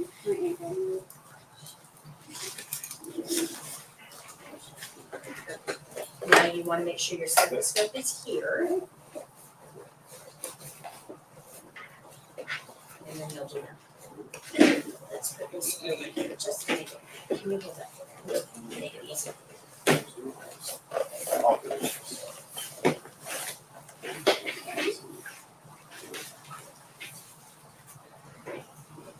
Learned a lot. Yeah, we can all breathe a collective sigh of relief that this is not on the state exam. Yes.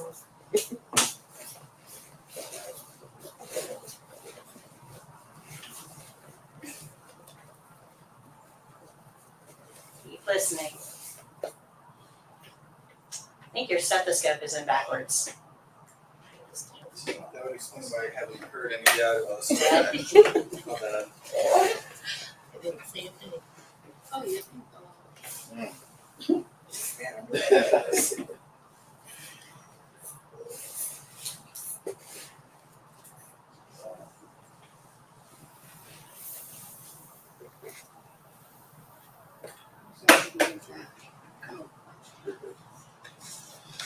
I need some more refreshment.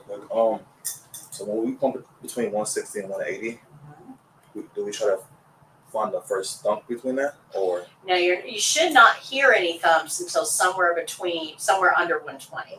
We're hoping we don't hear any thumps until under 120. If we hear thumps right away, that means that the blood pressure is high. And who do we tell? The nurse. The nurse. Yep. Okay. Gotcha.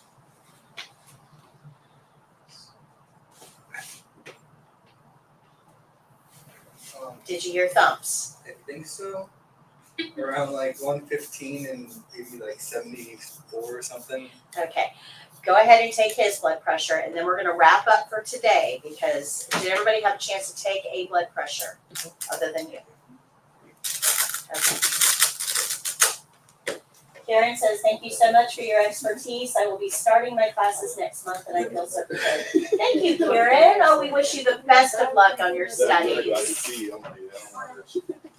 Best of luck on your studies.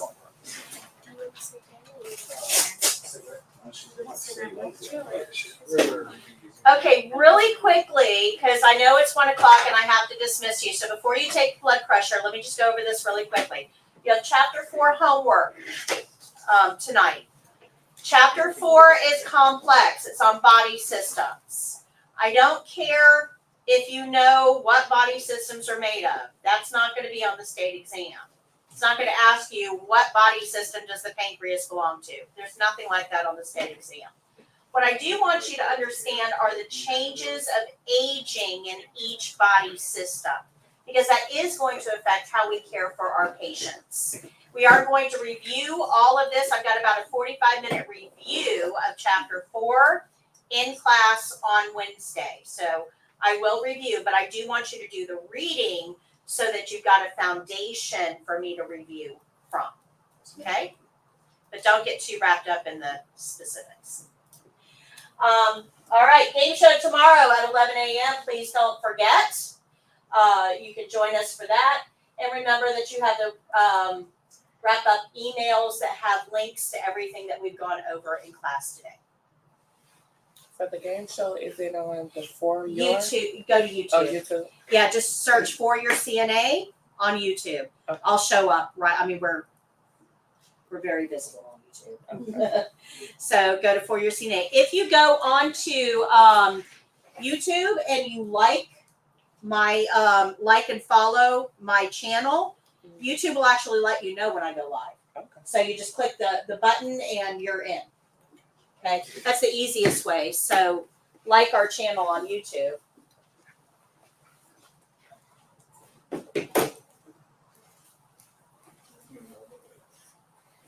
And the name of the game now is practice. You guys are free to go. Have a fantastic day. And those of you that are joining us online, happy caregiving. Bye. See you tomorrow.